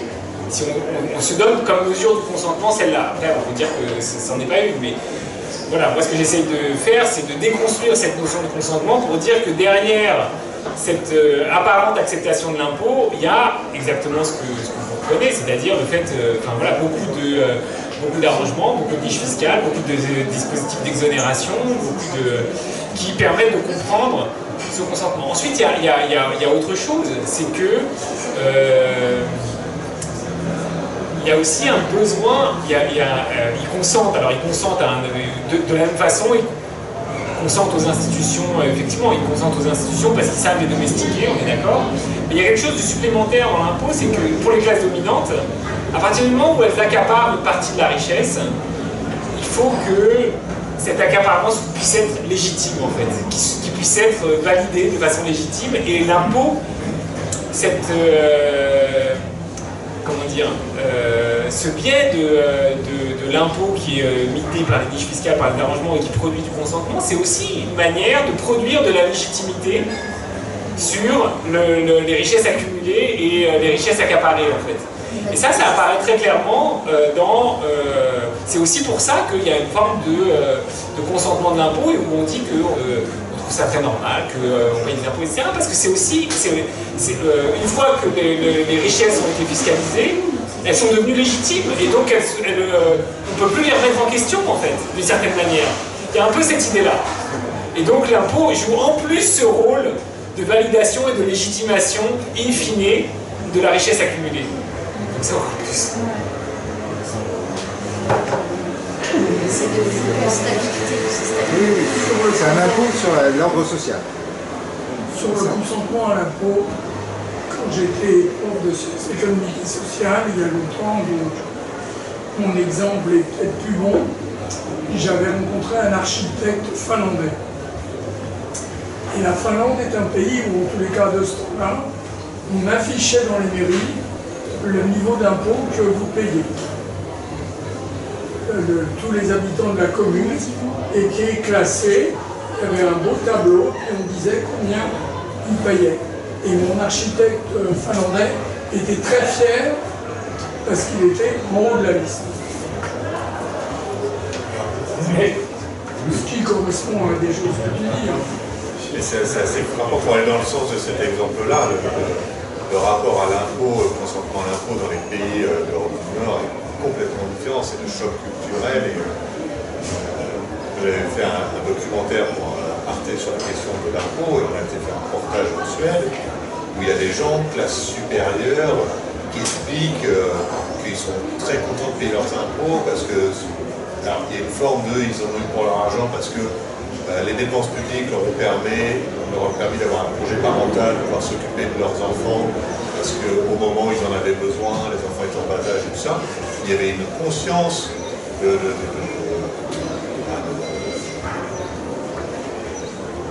collective un petit peu qui est assez impressionnante, qui est vraiment différente avec ce qu'on peut entendre en France. Oui, alors ça va plus loin que ça parce que vous pouvez voir les feuilles des pays dans les Nord où vous pouvez demander la feuille d'impôt et donc non seulement vous connaissez l'impôt, mais en plus vous connaissez tous les revenus des personnes, vous connaissez les revenus qu'ils ont, en tout cas ceux qu'ils ont déclarés. Et donc oui, c'est là où je pense que je suis d'accord, c'est que pour juger, savoir si une situation est juste ou pas, il faut quand même avoir des éléments de transparence. Non mais c'est justice et transparence, ça doit aller ensemble quelque part, enfin en tout cas si on est dans un modèle de justice délibérative. Et donc là, je pense que effectivement dans ces pays-là, ils ont quand même un peu d'avance pour nous, où nous on est plutôt, pour bien vivre, vivons cachés, un peu, c'est pas trop de transparence quand même, parce que les gens serait envieux, et puis voilà, faut pas, on achète la paix sociale, finalement la paix sociale, on conçoit la paix sociale que par l'opacité des situations finalement. Donc on a quand même abandonné l'idée que tout ça pourrait être juste, et juste dans le sens où je peux le défendre publiquement, mon salaire, ma rémunération et les avantages que j'ai, et puis les niches fiscales et tout ça, parce que finalement ça fait partie de l'équité, de pouvoir défendre les choses publiquement. Et aujourd'hui en France, on est quand même assez loin de cette situation-là, non seulement sur l'impôt, mais sur les rémunérations aussi. Moi, je serais pour au moins dans une entreprise, on ne va pas tous se mettre en scope, mais au moins dans une entreprise, on devrait savoir le niveau de rémunération des gens avec qui on travaille, avec qui on fait. C'est un produit collectif. Même dans les scopes, c'est pas forcément. Ah oui, d'accord, je pensais que dans les scopes c'était transparent. Mais on y travaille, on essaie de le mettre en place à l'Interco, mais ça n'a pas été toujours le cas. Là, on fait ce travail-là en ce moment, mais on le fait progressivement, parce que du jour au lendemain, c'est un peu difficile de révéler tous les salaires du jour au lendemain. Il faut essayer. Bah oui, parce étant donné qu'on n'a pas l'habitude de le faire et qu'il y a certaines iniquités flagrantes qui existent dans les rémunérations, évidemment, on est bien obligé de les laisser opaques pour acheter une certaine paix sociale. Mais ce n'est que le signe d'inéquité qui est probable. Alors, juste pour peut-être terminer sur le terrain un peu de la science politique, sur l'exemple un peu finlandais ou suédois, est-ce que finalement, ce consentement à l'impôt qui est beaucoup plus important dans ces pays-là, c'est pas un signe de maturité démocratique? Parce qu'on n'a pas parlé de ça, mais finalement, l'impôt, c'est la citoyenneté, et c'est dans les pays, finalement, là où l'impôt est le plus élevé, c'est une corrélation assez forte avec le degré de démocratie. Et si on retourne la question, est-ce que moins d'impôt, finalement, c'est pas moins de démocratie? Je pense quand même qu'il faut un peu réinjecter de l'histoire dans tout ça, et que quand on fait des comparaisons entre pays, que par rapport à la question sur la Finlande, je pense qu'on ne peut pas complètement passer sous silence le poids du catholicisme en France et le rapport à l'argent que ça a construit en fait. Et cette idée d'opacité, on ne doit pas parler d'argent, on doit cacher l'argent, enfin je veux dire c'est difficile à démontrer parce que, mais c'est quand même, enfin, on peut pas faire comme si ça n'existait pas, je pense, le poids de cette histoire-là. Et pour rebondir sur la question de la science politique, l'histoire, c'est aussi la façon dont s'est construite une société. Et c'est vrai que l'histoire de France, il y a beaucoup de conflits qui se sont construits autour de la question fiscale.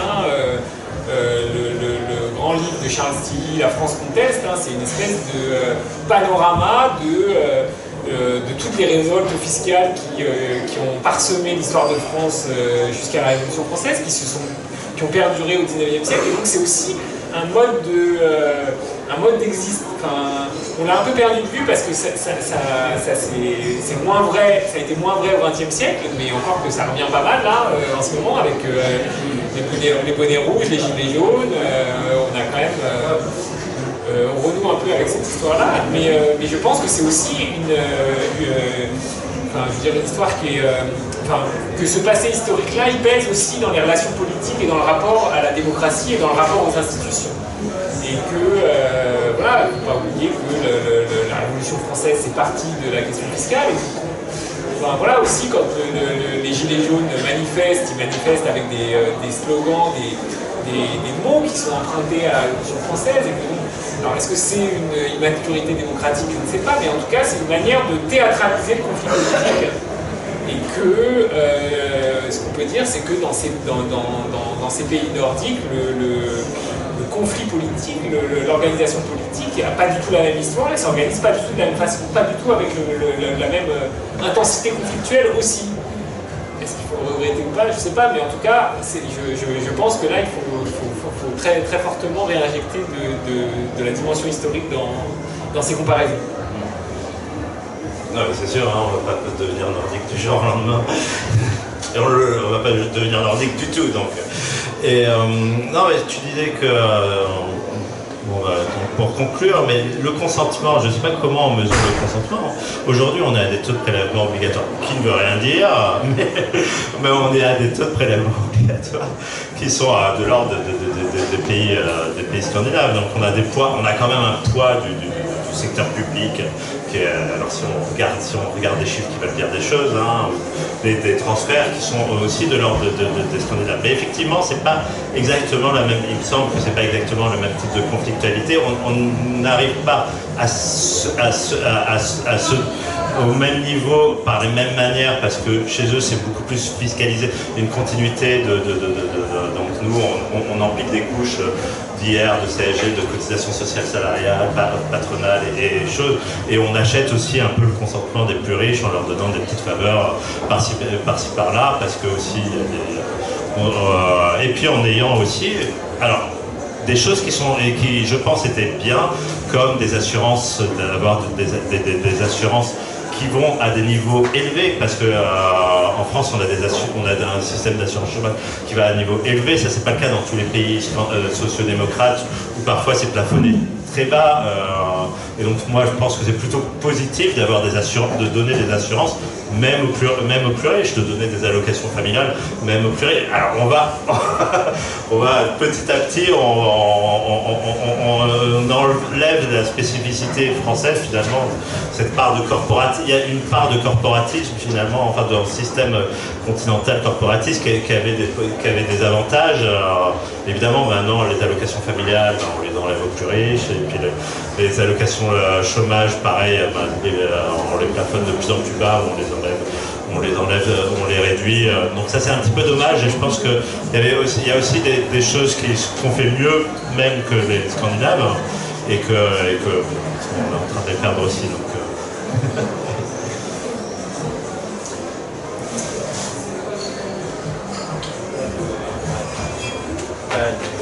merci. Nous allons...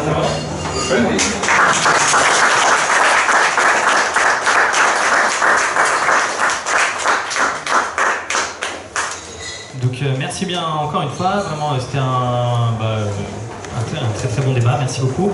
Il y a possibilité de rester manger, voilà, pour ceux qui veulent. Le repas est même offert par l'APSES, donc n'hésitez pas à rester si vous voulez. Et à discuter peut-être d'ailleurs, je ne sais pas si vous restez là à manger. Donc il y aura peut-être les intervenants aussi, donc on peut prolonger le débat. Donc voilà, merci bien à tous d'être venus également.